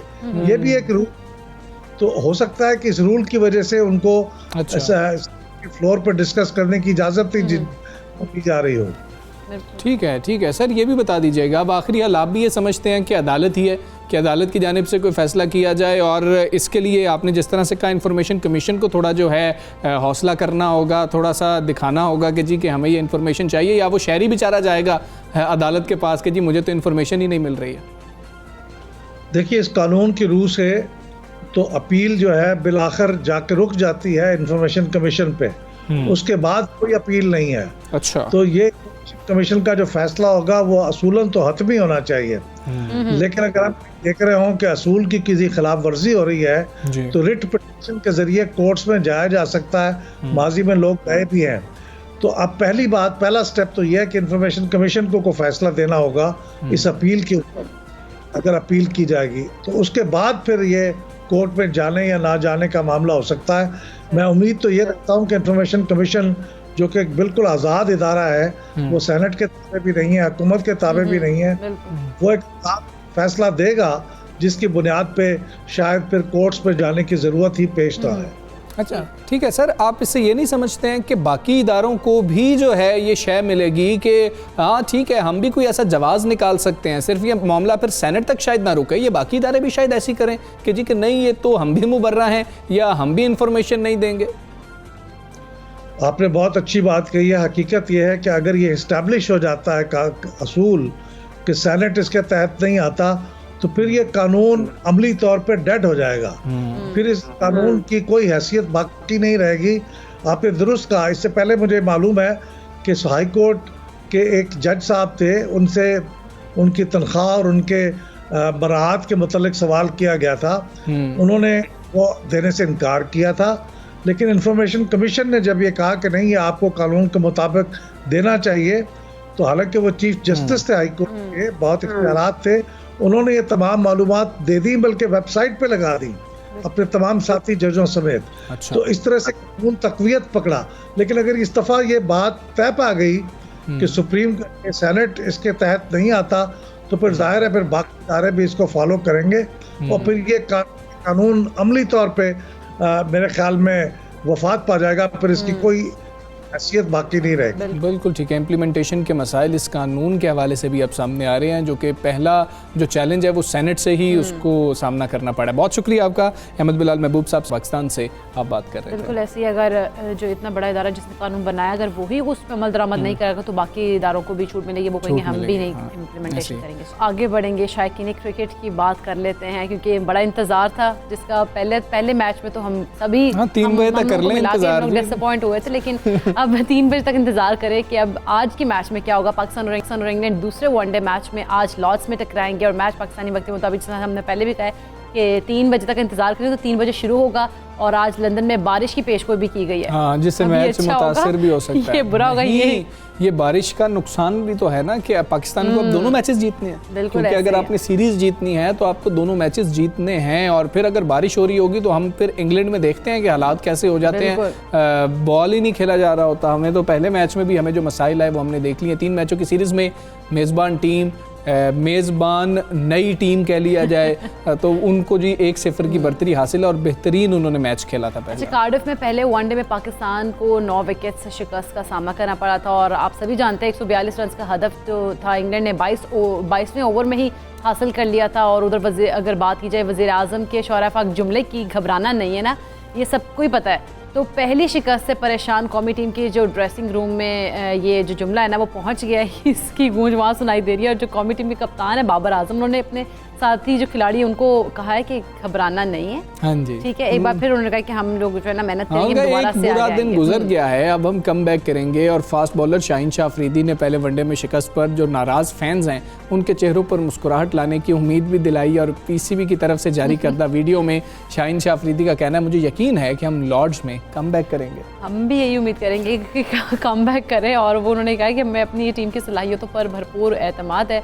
और दूसरे वनडे में कौमी टीम से कैसी कारकर्दगी की तवक्को है, ये जान लेते हैं सीनियर स्पोर्ट्स तज्जियाकार नसीम राजपूत साहब हमारे साथ। अस्सलाम वालेकुम, गुड मॉर्निंग नसीम राजपूत साहब। पाकिस्तान को आज के मैच के अंदर क्या क्या तब्दीलियाँ करनी चाहिए, आप क्या समझते हैं और क्या तवक्कुआत है टीम से? हम एक ऐसी टीम से इतनी बुरी तरह हार कर आ रहे हैं कि जिसके 5 डेब्यूटेंट थे, जिसके खिलाड़ियों की जो टोटल ओडीआईज की तादाद बनती है वो 135 बनती है, जिनमें 99 बैन स्टोक्स के थे। वो एक ऐसी टीम थी कि जिनके वहमो गुमान में भी नहीं था कि वो पाकिस्तान के खिलाफ ओडीआई मैचेस खेलेंगे मैच से 2 दिन पहले तक। हम उस टीम के खिलाफ आउट क्लास हुए हैं। अब ये बहुत इंपॉर्टेंट है, हम क्या चेंजेस करेंगे, हमें क्या चेंजेस करनी चाहिए पहले मैच के बाद? आपने कॉन्फिडेंस लेवल चेक किया था पाकिस्तान क्रिकेट टीम के कप्तान बाबर आजम का? ऐसा लगता है पाकिस्तान क्रिकेट टीम बहुत स्ट्रांगली कम बैक करेगी। स्ट्रांगली कम बैक करना चाहिए पाकिस्तान क्रिकेट टीम को, इसमें कोई दो राय नहीं है। लेकिन जो पिछला मैच आप खेले उसके बारे में भी तो बताएं भाई, करा के आई है। हाँ जी, ये आपकी परफॉर्मेंस का लेवल था क्या? आप जिनका एक्सपीरियंस भी दिखाई देता है, आप इतने अरसे से जेल हुए हुए, आप एक साथ परफॉर्म करते हुए दिखाई दे रहे, उसके बावजूद आपकी परफॉर्मेंस का लेवल था क्या? ये सवाल पाकिस्तान टीम की मैनेजमेंट से पूछा जा सकता है। हाँ जी। कोई कह रहा है कि इन्हें एक ही प्रैक्टिस सेशन का मौका मिला, बारिश हो रही थी, हाँ जी, इंडोर ट्रेनिंग करना पड़ी। देखिए भाई, अगर आपको इंडोर ट्रेनिंग भी करने का मौका कम मिला था या फिर प्रैक्टिस आपको कम मिली थी, आप अभी PSL खेल के आ रहे उनकी तो पूरी टीम आपका नहीं एक थी। कॉन्फिडेंस लेवल है। उससे पहले रिसेंट पास्ट में आप क्रिकेट खेलते हुए आ रहे हैं, आप प्रोफेशनल क्रिकेटर हैं, आप उस टीम के खिलाफ खेल रहे थे कि जिनको पता ही नहीं था कि उन्होंने 2 दिन के बाद वनडे मैच खेलना है, बिल्कुल ऐसे ही। खेलना है। तो अचानक उनको कॉल की जाती है, वो कौन क्रिकेट पे लगे हुए, फिर उनको बुलाया जाता है और बुलाने के बाद बिल्कुल ऐसे। मैच खेलना पड़ जाता है उन्हें। और फिर आपकी चले बैटिंग फ्लॉप हो गई, समझ में आया, आप नहीं समझ सके साकिब महमूद को जो इतने अरसे से पेशावर ज़ल्मी के हाँ साथ जी। खेल रहे थे PSL में। साकिब महमूद उस जगह आपके जो इतने चैंपियन बॉलर थे, मैं शाहीन शाह अफरीदी की बात करता हूँ, पिछले 5 मैचों में शाहीन शाह अफरीदी का रिकॉर्ड आप उठाकर देखें, एक्सपेंसिव इतने हैं कि कभी 61 रन दे रहे हैं, कभी 55 रन दे रहे हैं। अरे भाई आप हमारे टॉप बॉलर हो, आपसे एक्सपेक्टेशन बहुत मुख्तलिफ है, आपको आउट करके भी दिखाना पड़ेगा और आपको एक पार्टनरशिप डेवलप करना पड़ेगी दूसरे बॉलर के साथ। वो नहीं दिखाई दे रहा हमें। हसन अली इस मैच में भी परफॉर्म वो उस तरीके से नहीं कर अच्छा ठीक है, नसीम राजपूत साहब, आप कैप्टन के कॉन्फिडेंस की बात कर रहे थे कि वो इतने कॉन्फिडेंट है कि लग रहा है कि कमबैक बहुत अच्छा करेंगे, लेकिन हम पहले मैच की बात करें तो वहां पर आपको क्या लगा कि क्या कमजोरियां थी कप्तानी में? देखिए बैटिंग की कमजोरियां, ऐसा लगा बैटिंग ओवर कॉन्फिडेंट थी। जिस तरीके से पहला गेंद क्रॉस खेलने चले गए इमाम उल हक, अरे भाई आप पहला गेंद क्रॉस कैसे खेल सकते हैं इंग्लैंड की सीमिंग कंडीशन पे कि जहां पर गेंद हिलता है, ऐसा भी नहीं है कि आप पहली मर्तबा वहां पर गए, आप खेलते रहे, तो क्रॉस खेलने की जरूरत नहीं थी। बाबर आजम अब ये कहा जाए वो गेंद बहुत अच्छा पड़ गया था, वो आउट हो गए थे, आउट होने के फिर 10 बहाने हो जाते हैं, 10 तरीके हो जाते हैं, तो आउट आप हुए। End of the day result यही काउंट करेगा। बोर्ड पे कोई रन नहीं था जब हमारे 2 मुस्तनद बैट्समैन पवेलियन वापस लौट गए। अगर बाबर आजम परफॉर्म करेंगे, रिजवान परफॉर्म करेंगे, तो बाकी टीम परफॉर्म करेगी। बाकी लोगों को भी जिम्मेदारी लेनी चाहिए। और बाबर आजम, और देखिए कैप्टन्स के लूप्स की अगर आप बात करते हैं तो कैप्टन खुद तीसरी गेंद पर आउट हो गए थे। बॉलिंग में अगर आप बात करते हैं तो बॉलिंग में सबको तो उन्होंने ट्राई करके देख लिया था। मैं तो बात ये कर रहा हूँ कि वेयर इज ओवर मैनेजमेंट। हमारी मैनेजमेंट से ये सवाल पूछा जा सकता है। सब बात कर रहे थे कि साउथ अफ्रीका के मेन बॉलर्स चले गए थे IPL खेलने के लिए, देन आपने जिम्बाब्वे से सीरीज खेली थी, फिर आप अपनी IPL खेल रहे थे, आपका कोई तगड़ा इम्तिहान नहीं आया था। तो इंग्लैंड की A टीम के खिलाफ हमारी परफॉर्मेंस कैसी होती, यहाँ पर सवाल दिखाई देता है। ये तो कोई B और कोई C टीम की बात कर रहा है। 5 डेब्यूटेंट के साथ कोई टीम मैदान में उतर रही हो और वो आपको आउट क्लास कर दे, वो 28 ओवर बचा के जाए। 28 ओवर तारीख में नहीं हुआ कि पाकिस्तान कभी इंग्लैंड से इतने ओवर्स के मार्जिन से वो डिफीट हुई है कि कोई इंग्लैंड ने टारगेट चेस कर लिया और इतने ओवर वो बचा के चले जाए, ऐसा नहीं हुआ। और ये उस टीम ने किया जिसके टोटल ODI मैचेस की तादाद 135 थी, जिनमें से 99 बेन स्टोक्स के थे। अच्छा नटकुल साहब, हम बात करते हैं यूनुस खान की, बैटिंग कोच थे, रिजाइन करके चले गए, उनका ऐसे जाना आप क्या समझते हैं, टीम को कितना नुकसान हो रहा है? अब देखिए यूनुस खान बैठे हुए थे तो आपने परफॉर्मेंस हमारे बैट्समैनों की देखी होगी, मिली जुली परफॉर्मेंस थी। मैं ये तो नहीं कहूँगा कि कोई बहुत आउटस्टैंडिंग परफॉर्मेंस थी। अगर रिजवान परफॉर्म कर रहे थे और बाबर आजम परफॉर्म कर रहे थे तो उनका क्रेडिट अगर हम यूनुस खान को देते हैं कि वेल डन यूनुस खान, तो फिर जो आसिफ अली और बहुत सारे बैट्समैन परफॉर्म नहीं कर सके थे इंटरनेशनल क्रिकेट में, वो क्रेडिट किसको देंगे? वो भी फिर यूनुस खान के ही खाते में जाएगा ना। यार बैटिंग कोच जिस तरह एकदम से चेंज हुए, मेरा एक ज़रूर ये कहना है कि एकदम से चेंज हुए, उनका कोई पता नहीं था कि वो बदले जाएंगे, या तो वो पहले बदल जाते जब PSL चल रहा था। भाई आपके बैटिंग कोच नहीं होंगे, खिलाड़ियों का एक माइंडसेट डेवलप होता। लेकिन वो कब हुए कि जब क्वारंटाइन में जा रही थी टीम, उससे पहले जो है वो ताल्लुकात ख़राब हुए अचानक और पता चला कि वो बैटिंग कोच नहीं होंगे। तो थोड़ा सा टाइमिंग इतनी ज़्यादा बेहतर नहीं थी, टीम रवाना हो रही थी इंग्लैंड के टूर पे। लेकिन यूनुस कम अज़ कम एटलीस्ट जितना मैं यूनुस खान को जानता हूँ, यूनुस खिलाड़ी के लेवल पे आके ज़रूर बात करते हैं, कोशिश उनकी होती है। उनके मिजाज को बस कोई चीज़ गलत नहीं होनी लगनी चाहिए, बस वो भी एक उनका एक मसला ज़रूर है। लेकिन हर आदमी की शख्सियत होती है, स्ट्रेट फॉरवर्ड है, कप्तानी छोड़ देते थे। इस लिहाज से अगर हम देखते हैं तो यूनुस खान क्या मिसबा उससे पहले ट्रेन कर रहे थे। इस लेवल पे सिर्फ और सिर्फ हल्की सी ट्यूनिंग करनी होती है, मोटिवेशन देनी होती है। वो मोटिवेशन दिखाई नहीं दी बैट्समैनों में। बाबर आउट हो गए थे, इमाम आउट हो गए थे, तो जिम्मेदारी नीचे वालों को ले लेनी चाहिए थी। वहाँ पे पता चलता है एक ऐसा क्रूशल मौके पे रन आउट हो गया जहाँ आपकी इनिंग 50 रन की वाहिद पार्टनरशिप बनी थी शुएब मकसूद और फ़खर के दरमियान, वहाँ पे रन आउट हो गया। तो कॉन्फिडेंस लेवल भी जो है ना वो टीम का उतना दिखाई नहीं दिया। लेकिन बाबर आजम जितने कॉन्फिडेंट है कि घबराना नहीं है, मैंने लड़कों को कह दिया, देखते हैं कि नहीं घबरा रहे हम भी, कहाँ घबरा रहे हैं हम लोग, कहाँ घबराते हैं, घबराते। अच्छा, मोहम्मद रिजवान पर हम देख रहे हैं कि सोशल मीडिया पर थोड़ी तनकीद होना शुरू हो गई है कि वो टेस्ट और T20 में तो बहुत अच्छा परफॉर्म कर रहे हैं, लेकिन वनडे में वो उस तरह की परफॉर्मेंस नहीं दे रहे हैं जो हम उनसे चाहते हैं। क्या ये तनकीद जायज़ है? रिजवान को अब हम आजकल तो क्रेडिट ही देंगे। रिजवान जिस तरीके से खेलते रहे, रन्स तो कम से कम स्कोर करते रहे। मैं तो T20 में उनकी एज ए ओपनर शिरकत का मुखालिफ। बहुत सारे लोगों को मेरी ये बात बुरी लगती है, लेकिन सबका अपना ओपिनियन है। सब कहते हैं, बहुत सारे लोग कहते हैं, सोशल मीडिया पे हमें बड़े सुनने को मिलता है, कहते हैं कि आप क्या बात कर रहे हैं, यही तो परफॉर्म कर रहे हैं। देखें, हम माइंड सेट की वजह से हार रहे हैं, हमें अपना माइंड सेट बदलना होगा। मैं माइंड सेट की बात कर रहा हूँ, मैं इस डिफीट को माइंड सेट करार दे रहा हूँ। ये परफॉर्मेंस का कोई मैच था ही नहीं, ये यानी कि जो आपकी सलाहियतें होती हैं उसका कोई मैच था ही नहीं। हम उस मैच में बहुत आगे थे, लेकिन हमारा माइंड सेट ऐसा था कि उस माइंड सेट ने हमें एकदम से फ्लॉप कर दिया। तो उस माइंड सेट को बदलने की ज़रूरत है। मिसबाह-उल हक में थोड़ी सी ये इस चीज़ की कमी दिखाई देती है। मैं टीम की मोटिवेशन में, देखे ना, आप जाते भादरों की तरह के, यार मैं ऐसे 2 ओपनर लेकर आऊँगा टीम के अंदर कि जो 6 ओवर में एक भी चलेगा तो फिर मैच पाकिस्तान के लिए आसान कर देंगे। फिर बाबर आएंगे, रिजवान आएंगे, नीचे से आके मैच को कैरी कर लेंगे। लेकिन वो माइंड सेट क्यों नहीं बनाते, मेरी समझ में नहीं है। बाबर आजम के लिए वसीम अकरम भी कह रहे हैं, शुएब अख्तर भी कह रहे हैं कि वो डॉट बॉल बहुत ज़्यादा खेलते हैं, लेकिन हमारी टीम मैनेजमेंट के लिए ओपनर वो ही हैं। सोचने की बात है। ठीक है, अब वर्ल्ड T20 बहुत सर पे आ गया, बिल्कुल ऐसे ही है। इन चीज़ों पर टीम मैनेजमेंट पूछना चाहिए। बहुत शुक्रिया आपका नसीम राजपूत साहब, सुबह सवेरे पाकिस्तान से आप बात कर रहे थे। हम उम्मीद यही करते हैं कि आज हमारे खिलाड़ी अच्छा खेल पेश करेंगे और पाकिस्तानी मैच जीत जाएगा। 3 बजे तक इंतजार करना है हमने। ऐसे ही है। खैर हमजा, एक और, जैसा अब तुम भी मैरिड हो, तुम्हारी क्या कार्ड कभी खाली किए वाइफ ने? अच्छा, खाली करने का ना तरीका क्या है? अब हम बात कर रहे हैं गुलकार आतिफ असलम की ना, क्योंकि तरीका कार क्या होता है उसका। तो अहलिया उनकी है, सारा उनकी तस्वीर पर उन्होंने एक तबसरा किया और वो खासा वायरल हो रहा है। तो वो अब क्या है, वो कार्ड खाली कैसे हुआ? अच्छा, वो कार्ड जो है वो खाली इस तरह से हुआ है कि उन्होंने कमेंट किया उनकी पिक्चर पे कि ये कौन लड़की है जो मेरा क्रेडिट कार्ड जो है वो मेकअप पर उड़ा देती है। वो मेकअप था जिस पर उनका क्रेडिट कार्ड जो है वो उड़ गया। उसमें से उन्होंने तबसरे की अगली लाइन में उन्होंने आतिफ असलम ने साथ ही ना तारीफ भी कर दिया अपनी जान बख्शी के लिए। मुझे लगता है मोहब्बत का इजहार किया। तो मैं भी इकरा की बात का जवाब नहीं दे रहा क्योंकि ये बड़ा सेंसिटिव मामला होता है, लेकिन बड़ी अच्छी बात है कि जिस तरह से उन्होंने कमेंट किया और इस वक्त सोशल मीडिया पर बहुत पसंद किया जा रहा है। हम एक ब्रेक लेंगे, ब्रेक के बाद Stay with us.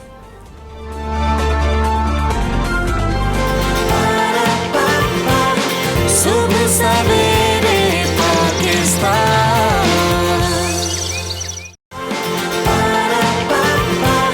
सुबह सवेरे पाकिस्तान।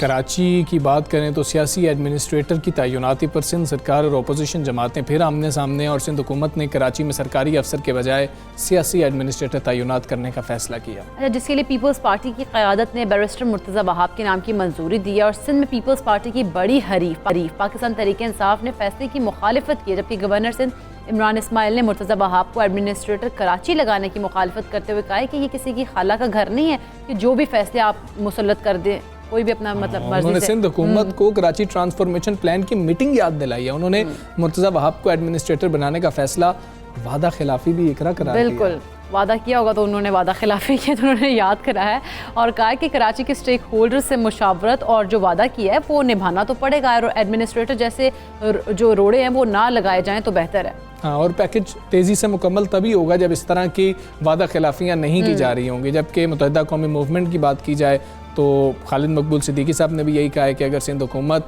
मुर्तज़ा वहाब को KMC का एडमिनिस्ट्रेटर मुकर्रर करती है तो उन्हें कराची में किसी तरक्की की तवक्को नहीं है। अच्छा, मुर्तज़ा वहाब की तकर्रुरी को कहा है कि दुबई के इमलाक में जो है ना वो तब्दीली ला सकती है, ये उन्होंने कहा है, हम नहीं कह रहे हैं। खैर, इसी हवाले से हम बात करेंगे। पाक से ज़मीन पार्टी के वाइस चेयरमैन अर्शद वोरा साहब हमारे साथ मौजूद हैं। अर्शद वोरा साहब, अस्सलाम वालेकुम, गुड मॉर्निंग सर। सर, सियासी एडमिनिस्ट्रेटर कराची में उनकी तैनाती पर क्या PSP को भी उतने ही तहफ़्फ़ुज़ात हैं जितने दीगर अपोजिशन पार्टियों को? देखिए, पीएसपी के तहफ़्फ़ुज़ात को एक तरफ, सबसे पहले तो अभी आपने खुद बताया कि इमरान इस्माइल जो है उन्होंने कहा कि कराची ट्रांसफॉर्मेशन प्लान पे जो बात हुई है ये उसके लिहाज से वादा खिलाफी है। तो इनके वादे क्या हुए हैं? इंटरनल जो इनके प्रॉमिसेस हैं कि अगर उन्होंने एडमिनिस्ट्रेटर के थ्रू कराची ट्रांसफॉर्मेशन प्लान को आगे लेके चलना है तो एडमिनिस्ट्रेटर किसका होगा? एडमिनिस्ट्रेटर चाहे वो पॉलिटिकल अगर बिठा देते हैं मुर्तज़ा वहाब या जो सरकारी अफसर होगा वो भी सिंध गवर्नमेंट का ही होगा, तो वो सिंध गवर्नमेंट के अंडर में सिंध गवर्नमेंट के मातहत सिंध गवर्नमेंट के लिए ही काम करेगा। वो आसिफ जरदारी साहब के लिए और मुराद अली शाह के लिए काम करेगा, ना कि वो वज़ीर आला ये वज़ीर आज़म के लिए काम करेगा या फिर गवर्नर साहब के लिए काम करेगा।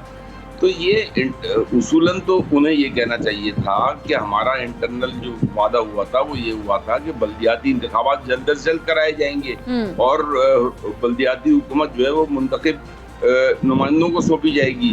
तो इससे ये बात साफ जाहिर हो गई कि पाकिस्तान तहरीक इंसाफ की हुकूमत बल्दियाती इंतखाबात के फेवर में नहीं है बिल्कुल भी, क्योंकि कराची में वैसे ही वो अपना बिल्कुल कॉन्फिडेंस कराची की अवाम में खो चुके हैं। यहाँ से 14 सीटें उन्होंने ली, उन्होंने अपने हर एमएनए को 60-60 करोड़ रुपए डेवलपमेंट के लिए दिए। 4 एमएनए इनके इत्तेहादी जमातों के एमकेएम के ये तकरीबन 12-13 अरब रुपए बन जाता है। ये 13 अरब रुपए की डेवलपमेंट अगर नजर आ रही है किसी को कराची में तो ये बता दें, ये हर एमएनए को अपने इलाके में अपनी कॉन्स्टिट्यूएंसी में डेवलपमेंट करने के लिए दिए गए थे। रही बात कि एडमिनिस्ट्रेटर जो है मुर्तज़ा वहाब को, Murtaza Wahab is going to be another one more instrument for the Sindh government. अगर आप ये देखें कि 13 साल में सिंध गवर्नमेंट से कोई ये पूछे कि आपने कराची में 1 कतरा पानी का इजाफा किया, आपने कराची में जो है 1 बस का इजाफा किया, आपने कराची के लोगों के लिए कोई बेहतरीन किस्म का इंफ्रास्ट्रक्चर दे दिया। देखें इन्होंने वो हमेशा कहते हैं कि ये 2-3 सड़कें और 1-2 अंडरपास दिखा देते हैं। 13 साल में कराची के हवाले से अगर आप ये डेवलपमेंट देखें तो ये 0% ही है ऑलमोस्ट। ठीक है। कराची जो कि कराची की पॉपुलेशन आपकी 3.5 करोड़ की पॉपुलेशन है कराची में। आप कराची में आपने कच्ची आबादियों की डेवलपमेंट के लिए क्या प्लान किया?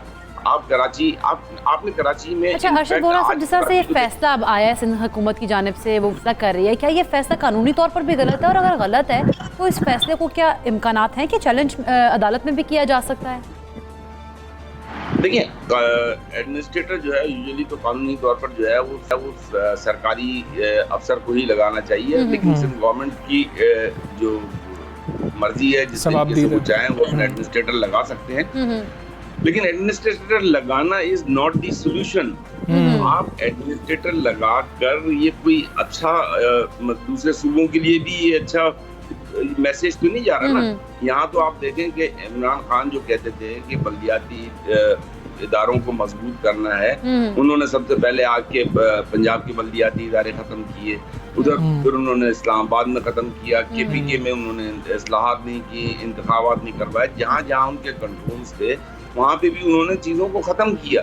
तो इंटरेस्ट किसी का नहीं लगता, लोग चाहते नहीं है कि जो है हुकूमत जो है वो निचली सतह तक लोगों को मुंतकिल की जाए, लोगों का इसमें इंटरेस्ट नहीं है। इसीलिए देखें आपको आइन में आर्टिकल 140A को काफी क्लियर करना होगा। आर्टिकल 140A जो है 3 लाइनों पर मुश्तमिल है कि बल्दियाती हुकूमत जो है उसके बाद जो है वो फाइनेंशियल एडमिनिस्ट्रेटिव पावर्स होंगे, इसको डिफाइन करने की जरूरत है। इसका जिस तरीके से वजीर आजम के और वजीर आला के और मिनिस्टर्स की ड्यूटीज जो है आइन में लिखी गई हैं, उसी तरह आर्टिकल 140A के चैप्टर में पूरा जो है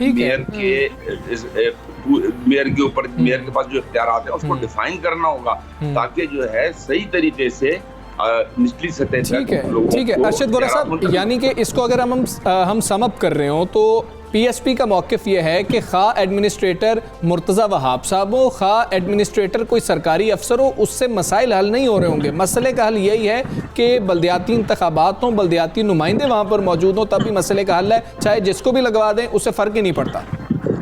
वो तो देखिए पीपल्स, मैंने आपको पहले ही बताया ना कि पीपल्स पार्टी की गवर्नमेंट है, पीपल्स पार्टी के लिए Murtaza Wahab is going to be another one instrument. उससे कोई फर्क कोई थोड़ी पड़ेगा। मुर्तज़ा वहाब ने क्या कोई आके देखिए जो एडमिनिस्ट्रेटर होता है उसके पास मेयर वाली पावर्स नहीं होती। काउंसिल के इजलास के बगैर नए कानून नहीं ला सकते। जो नोटिफिकेशन के जरिए कानून लाएंगे उसको काउंसिल की अप्रूवल चाहिए होती है। तो ये तमाम चीजें जो हैं ये गैर कानूनी होती हैं। कानूनी काम वही है कि आप बल्दियाती इंतखाबात कराएं और जो है इख्तियारात को निचली सतह तक मुंतकिल करें। यही इस पूरे पाकिस्तान का, यही कराची का हाल है। लेकिन जैसा मैंने पहले कहा कि आर्टिकल 140A को पूरी तरह कॉन्स्टिट्यूशन में डिफाइन होना चाहिए। इसको एक चैप्टर इंक्लूड करें और जिसमें वर्ड टू वर्ड एक। अरशद वोरा साहब, बल्दियाती इंतखाबात की बात करें तो सिंध हुकूमत पर बल्दियाती इंतखाबात के लिए दबाव डालने के लिए आपकी जमात कुछ कर रही है, आप लोग कुछ कर रहे हैं कि बल्दियाती इंतखाबात हों, लोगों के मसाइल हल हों? जी बिल्कुल, हम लोगों ने इस पे कई दफा जो है प्रेस कॉन्फ्रेंसेस में भी ये बातें कही हैं और जो है कानूनी तौर पर हमेशा भी अभी आप देखिएगा, मेरे ख्याल से बल्दियाती इंतखाबात कोई भी, चाहे वो पीटीआई हो या पीपल्स पार्टी हो या दूसरी कोई भी गवर्नमेंट हो, कोई भी जो है वो बल्दियाती इंतखाबात में इंटरेस्टेड नहीं है। सुप्रीम कोर्ट का ऑर्डर आएगा, सुप्रीम कोर्ट के ऑर्डर के तहत बल्दियाती इंतखाबात की बात करेंगे और फिर उस वक्त सुप्रीम कोर्ट के ऑर्डर पर, जिस तरह पिछली दफा भी सुप्रीम कोर्ट के ऑर्डर पे आपको याद होगा सिंध वाहिद सूबा था जहाँ पे बल्दियाती इंतखाबात 2015 में हो गए, नताइज आ गए। 1.5 साल बाद बल्दियाती नुमाइंदों को हुकूमत मुंतकिल की गई थी। 2015 में इंतखाबात हुए थे जुलाई में और सितंबर 2016 में जाकर वो भी सुप्रीम कोर्ट के ऑर्डर पे ठीक है जो है वो बल्दियाती नुमाइंदों से हल्फ बर्दारी हुई और फिर उनको जो है बल्दियाती हुकूमत सौंपी गई। बिल्कुल ठीक है। अरशद वोरा साहब, बहुत शुक्रिया आपका। सुबह सवेरे से आप बात कर रहे थे और पाक सरजमीन पार्टी का मौक़िफ़ यही है कि एडमिनिस्ट्रेटर कोई भी लगा दिया जाए वो सिंध हुकूमत का ताबे ही होगा। मसले का हल यह है कि बल्दियाती इंतखाबात होने चाहिए और जो डेवोल्यूशन ऑफ पावर की हम बात करते हैं वही इस मसले का हल उनके नज़दीक है। खैर, हम कुछ पंजाब हुकूमत की भी बात बिल्कुल ऐसे पंजाब हुकूमत ने तरक्याती बजट का 97% खर्च करके बड़ा रिकॉर्ड बनाया है, बहुत बड़ा रिकॉर्ड बना दिया जी। पंजाब के वज़ीर ख़ज़ाना मखदूम हाशिम जवाब बख्श जो है उन्होंने कहा है कि पंजाब अपने सालाना तरक्याती मंसूबे 2020-21 के तहत मुख्तस रकम का 97% खर्च करने में कामयाब हो चुका है। और ये जो तरक्याती अखराजात हैं उन्होंने कहा है कि पिछले 10 साल में सबसे ज़्यादा थे और सूबाई वज़ीर ने पिछली हुकूमतों को हकीकत पसंदाना ADP पेश करने में नाकामी पर तनकीद भी किया और वज़ीर ख़ज़ाना पंजाब ने यह भी कहा है कि हम हकीकत पसंदाना बजट पर यकीन रखते हैं। सेहत, तालीम और कोविड जैसे जो अहम चीज़ें थी उनको, तरजीही शोबों को जो है उनको उनके लिए अक्सरियत जो थी हमारी ADP के 97% के इस्तेमाल हुए हैं, जिस पे हम खुश भी हैं। बिल्कुल ऐसे ही है। उसके साथ साथ अगर बात की जाए वज़ीर पंजाब उस्मान बुज़दार की, तो उन्होंने भी कहा कि एक रोज़ कबल उन्होंने ट्वीट की थी और उन्होंने कहा कि रवा माली साल के लिए मुख्तस 560 अरब रुपए के तरक्याती बजट को 100% खर्च करने के लिए हिकमत अमली हमने वज़ा कर रहे हैं। और उसके साथ साथ अगर बात की जाए वसाइल की, तो वसाइल को इस्तेमाल करके तरक्याती मंसूबों को भी बर वक्त मुकम्मल किया जाएगा। हाँ जी, ये सारी सूरत हाल है और इसी पर हम बात कर लेते हैं। तर्जुमान पंजाब हुकूमत मुसर्रर जमशेद चीमा साहब हमारे साथ। मुसर्रर साहब, अस्सलाम वालेकुम, गुड मॉर्निंग। हुकूमत पंजाब के मुताबिक गुज़श्ता बरस पंजाब में 97% तरक्याती फ़ंड्स इस्तेमाल हुए। क्या इससे आम आदमी की ज़िंदगी भी कुछ बेहतर हुई है या फिर इसका कोई ताल्लुक़ नहीं है ख़ास? बिस्मिल्लाहिर्रहमानिर्रहीम, बहुत शुक्रिया। सबसे पहले तो मैं अर्ज़ करूं कि आम आदमी की बेहतरी के लिए ही जो पाकिस्तान तहरीक इंसाफ की गवर्नमेंट है और प्राइम मिनिस्टर हर वक्त इस चीज़ के लिए वो कंसर्न रहते हैं और उसकी बेस्ट एग्जीक्यूशन पंजाब के अंदर भी हो रही है। और बिल्कुल हमने जो हमारे तरक्याती फ़ंड्स थे या आवाम की फलाह बहबूद के जो फ़ंड्स थे वो बहुत ज़बरदस्त तरीके से उनके ऊपर अमल दरामद हुआ, जिसमें सेहत के ऊपर भी हम आपको पता है कि सेहत इंसाफ कार्ड लेकर के आए जिसका आम आदमी की ज़िंदगी के ऊपर डायरेक्ट इम्पैक्ट होता है। फिर एजुकेशन के ऊपर हमने बहुत ज़्यादा पैसे खर्च किए। फिर उसके बाद अगर मैं ये कहूँ कि 2 अरब पिछले साल हमने 2 अरब की लागत से बाहिम्मत बुज़ुर्ग प्रोग्राम बड़ी ज़बरदस्त तरीके से वो हमारी सक्सेसफुल एक लॉन्च थी। उसके बाद इस दफ़ा हमने उसमें 25% इजाफा किया है और उसको कोई 2.5 अरब रुपए हमने किया है। उसके अलावा जो बेवा ख़वातीन और यतीम बच्चियों की कफ़ालत के लिए सरपरस्त प्रोग्राम के तहत हमने 1 अरब रुपए खर्च किए। फिर उसके साथ अगर हम ये कहें कि जो एसिड के जो विक्टिम्स थे उनके लिए भी हम लोग प्रोग्राम लेके आए। और फिर जो हमारा कामयाब नौजवान प्रोग्राम था उसके तहत कोई 8 से 10,000 नौजवानों में हमने कोई 8 अरब रुपए तकसीम किए, जिससे कोई 70 से 80,000 लोगों को डायरेक्ट उससे रोजगार मिला। तो हमारे तो जितने भी प्रोग्राम्स हैं उनमें हमने हमेशा, हमारी पहली प्रायोरिटी ह्यूमन डेवलपमेंट रही है, उसके बाद हम लोगों ने जो दूसरी जो डेवलपमेंट है उसको हमने सेकंड प्रायोरिटी दी है हमेशा। और आगे भी आप देखेंगे कि ये माली साल जो है हमारा, आप देखेंगे कि ये आइडियल होगा दोनों सूरतों में। अच्छा मुसर्रत साहिबा, तालीम और सेहत की बात कर लेते हैं, दोनों ही बड़े अहम शोबे हैं, तो मौजूदा माली साल के तरक्याती मंसूबों में इन दोनों पर कितना फोकस किया गया है? देखें, अगर पाकिस्तान तहरीक-ए-इंसाफ की गवर्नमेंट का अगर आप स्लोगन देखें तो उसमें जो तमाम बेसिक ज़रूरियात हैं उनको हमने हमेशा प्रायोरिटी दी है। और अगर हम ह्यूमन डेवलपमेंट की बात करें तो वो प्राइम मिनिस्टर की विजन के मुताबिक हमेशा कम्स फर्स्ट। तो उसमें ज़ाहिर है हेल्थ एंड एजुकेशन की बड़ी इंपॉर्टेंस है और उस इंपॉर्टेंस के तहत ही हमने उसको प्रायोरिटी भी लगाई।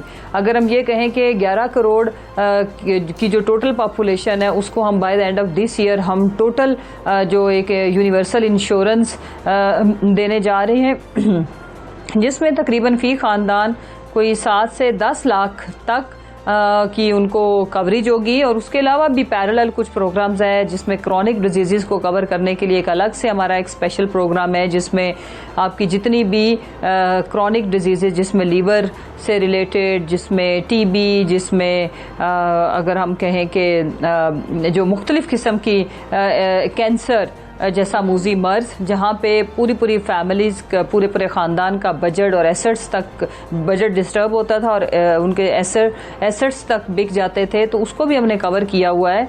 और ये एक ऐसी चीज़ है जो कि आप देखेंगे कि जिसका इम्पैक्ट बहुत बड़ा है, अभी लोगों को समझ नहीं आ रही, लेकिन आप ज़रा देखिएगा कि अगले 2 सालों में जब आपका हेल्थ का बजट टोटल जो खर्चा है वो 0 पे चला जाए तो आप सोचें कि बाकी वो तमाम जो पैसे हैं वो अपनी फैमिली की फलाह बहबूद पे लगा सकते हैं। इसी तरह अगर हम एजुकेशन की बात करें तो एजुकेशन भी हमारी प्रायोरिटी है। और अगर मैं बात करूं कि इंसाफ आफ्टरनून स्कूल के तहत हम 22,000 बच्चों को एजुकेशन देंगे।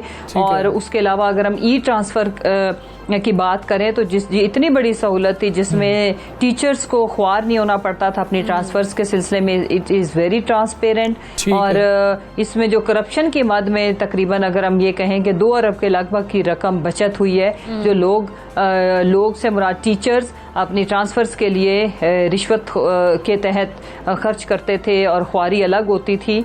तो हम कोशिश कर रहे हैं कि हम जो रियासत का काम है सेहत की बुनियादी सहूलतें देना, अच्छी क्वालिटी वाली। क्लेम किया जा रहा है हुकूमत की जानिब से कि रवां माली साल के आगाज़ ही में पंजाब हुकूमत ने तमाम तरक्याती फंड्स रिलीज़ कर दिए हैं। इस हवाले से ये बताइए कि इसका फ़ायदा एक तो क्या होगा, दूसरा शफाफियत की हम बात कर रहे हैं, आप खुद भी बात कर रही हैं, उसका ख्याल कैसे रखेंगे?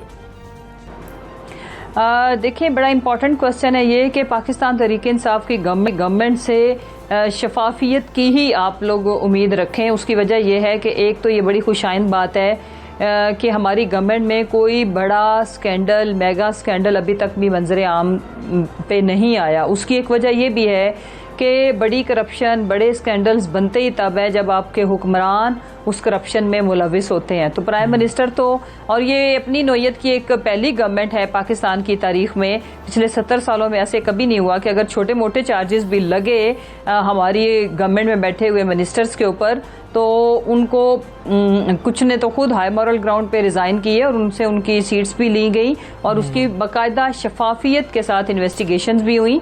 फंड्स रिलीज़ करने का मकसद सिर्फ ये है कि आपको पता है कि तकरीबन 1.25 साल हमारे कोविड की नज़र हुए और जिसकी वजह से डेवलपमेंट सेक्टर में काफ़ी सुस्ती रही और सुस्ती की वजह भी हम लोग खुद थे कि हमने जो जितने भी डेवलपमेंट के जो प्रोजेक्ट्स थे उनको ज़रा स्लो डाउन करके हेल्थ इमरजेंसी के तहत चूँकि हमने फंड्स को फ्रीज़ किया ताकि बवक्त ज़रूरत अगर हमारे मुल्क में भी खुदा न खास्ता वो सिचुएशन होती है जिससे इंडिया, यूरोपियन कंट्रीज़ और बाकी ममालिक गुजरे तो फिर हमारे पास फंड्स की शॉर्टेज ना हो। लेकिन इस वक्त हमारा मतमा नज़र ये है, कुछ हमारे नाकदीन जो क्रिटिक्स हैं वो ग्राउंड रियलिटी को सोचे समझे बगैर इसको इस चीज़ से तशबीह दे रहे हैं कि शायद अब आने वाले टाइम में इलेक्शन करीब है, ज़ाहिर है 1 साल के बाद आगे फिर इलेक्शन का माहौल बन जाएगा, लेकिन उसका इस चीज़ से कोई ताल्लुक दूर दूर तक नहीं है। प्राइम मिनिस्टर इमरान खान के विजन के मुताबिक कोई कैंपेन स्टार्ट करने में, जिस तरह से हम देखते हैं कि तरक्याती मंसूबों में जो पहले से डेवलप्ड होते हैं इलाके उन्हीं पर स्पेंडिंग हो रही है, तो अब जो तरक्याती मंसूबे हैं क्या पसमानदा इलाकों को भी तरजीही बुनियादों पर उन पर काम किया जा रहा है? जी बिल्कुल, ये भी 70 सालों में फर्स्ट टाइम हुआ कि जो आपके पंजाब की अगर मैं बात करूं कि जो डिप्राइव तरीन इलाके थे, और अगर मैं मुल्क की भी बात करूं तो हम तकरीबन 5 अरब रुपए अलग से जो है ना वो बलूचिस्तान के लोगों के ऊपर खर्च करने जा रहे हैं। और इसी तरह अगर मैं जनूबी पंजाब की बात करूं तो जनूबी पंजाब में हमने 35% बजट को रिंग फेंस करने की वजह ये थी कि जो डिजर्विंग है, जो महरूम इलाके हैं, उनको भी इक्वल अपॉर्चुनिटीज और इक्वल रिसोर्सेज दिए जाएं। बैलेंस और तवाजुन जो तरक्की का है वो बरकरार ही तभी रह सकता है। सस्टेनेबल डेवलपमेंट इसी का नाम है। तो हमारा तो जो मतमा नज़र ये है, और आगे फिर हमने हर ज़िले के अंदर इस दफ़ा का जो खूबसूरती है, जो मुझे बड़ी अच्छी बात लगी एक पाकिस्तानी की हैसियत से भी, और बड़ी खुशी होती है जब हम गवर्नमेंट की तर्जुमानी करते हुए लोगों को बताते हैं कि नीड बेस्ड डेवलपमेंट ही असल डेवलपमेंट है। देर पाए कि जिस ज़िले की जो ज़रूरत है उसके मुताबिक उनकी एक तो आबादी के शरह के हिसाब से भी, और वो कितना पीछे रह गया उसको अपलिफ्ट करने के लिए जो रिक्वायरमेंट बनती है उसके हिसाब से उसको फंड्स हमने दिए हैं। और ये अपनी नौयत की एक मैं कहते हैं कि ये हम कह सकते हैं बड़े फ़ख्र के साथ कि ये पहली डिसीजन मेकिंग है जिसमें महरूम तबकों को हम उठा रहे हैं। आप यकीन माने कि पूरे जनूबी पंजाब में कोई बर्न सेंटर नहीं था जो हमने बनाया। और फिर उसी तरह अगर हम हॉस्पिटल्स देखें कि अगर कोई बनता भी था, वैसे भी कई दहाइयों से बड़े शहरों पे भी पुराने जो चंद लाख की आबादी को केटर करने के लिए हॉस्पिटल्स थे वही रहे। अगर हम लाहौर की भी इवन बात करें, और फिर उसके ऊपर भी जो हॉस्पिटल्स ना काफ़ी हैं उस शहर की आबादी को केटर करने के लिए, उसके ऊपर पूरे पंजाब के पेशेंट्स का बोझ रहता था। तो हम हर खित्ते और इलाके के ज़रूरियात के हिसाब से तकरीबन अब आपको नज़र आएगी तमाम ज़िलों के अंदर यूनिवर्सिटीज़, बड़े कॉलेजेस, हॉस्पिटल्स का हम जाल बिछा रहे हैं। और उसके साथ हमने प्राइवेट सेक्टर को भी इंगेज किया अपने हेल्थ कार्ड के थ्रू। तो इंशाल्लाह वी आर होपिंग कि जब हमारे ये मुद्दत पूरी होने के बाद हम 2023 में जब अवाम की अदालत में जाएं तो वहाँ पे अपने कामों को बता के सुरखरू हों, और अगली दफ़ा जब हम 2/3 मेजॉरिटी लेके आएँ तो वो चीज़ें, वो लेजिस्लेशंस जो जिसमें इस वक्त की अपोजिशन हमेशा रुकावट डाले रखी जिन्होंने, हम वो भी कर पाएँ। और ये मैं आज आपके चैनल के तवस्सुस से प्रॉमिस करती हूँ कि इंशाल्लाह पाकिस्तान की आवाम और बिलखसूस पंजाब की आवाम अगले 2 साल उनके जितने भी साल इस मुल्क की तारीख में गुजरे हैं वो बेस्ट ईयर्स होंगे। ये मैं नहीं कह रही होंगी, ये अवाम कह रही होगी। ये अवाम मीडिया को। मुसर्रत साहिबा बहुत शुक्रिया आपका। सुबह सवेरे पाकिस्तान से आप बात कर रही थी, जो दावे किए जा रहे हैं उम्मीद करते हैं कि वैसा ही होगा। बिल्कुल ऐसे ही है, वो दावे ना रहे क्योंकि हम अक्सर देखते हैं कि ऐसे दावे जो होते हैं वो हवा हो जाते हैं। लेकिन हम उम्मीद करते हैं कि जो बात की गई है वो पूरी हो जाए। अच्छा, एक ब्रेक लेते हैं, ब्रेक के बाद वापस आते हैं। Stay with us.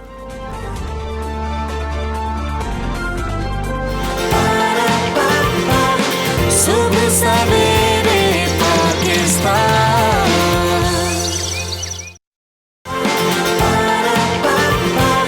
सुबह सवेरे पाकिस्तान।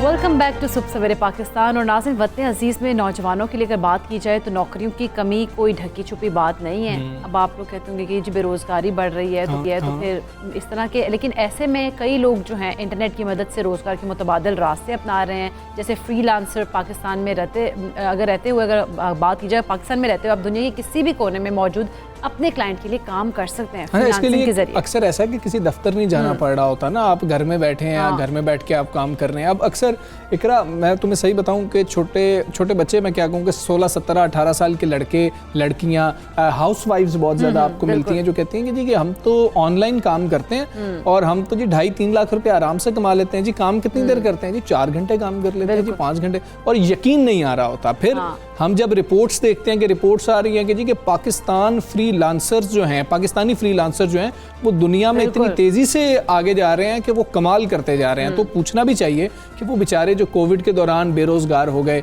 वो बच्चे जो नौकरी नहीं जिनको मिल रही, डिग्रियां लेके बैठे हैं, तो वो फिर फ्रीलांसिंग कैसे कर सकते हैं, उनको बताना भी बहुत ज़्यादा ज़रूरी है।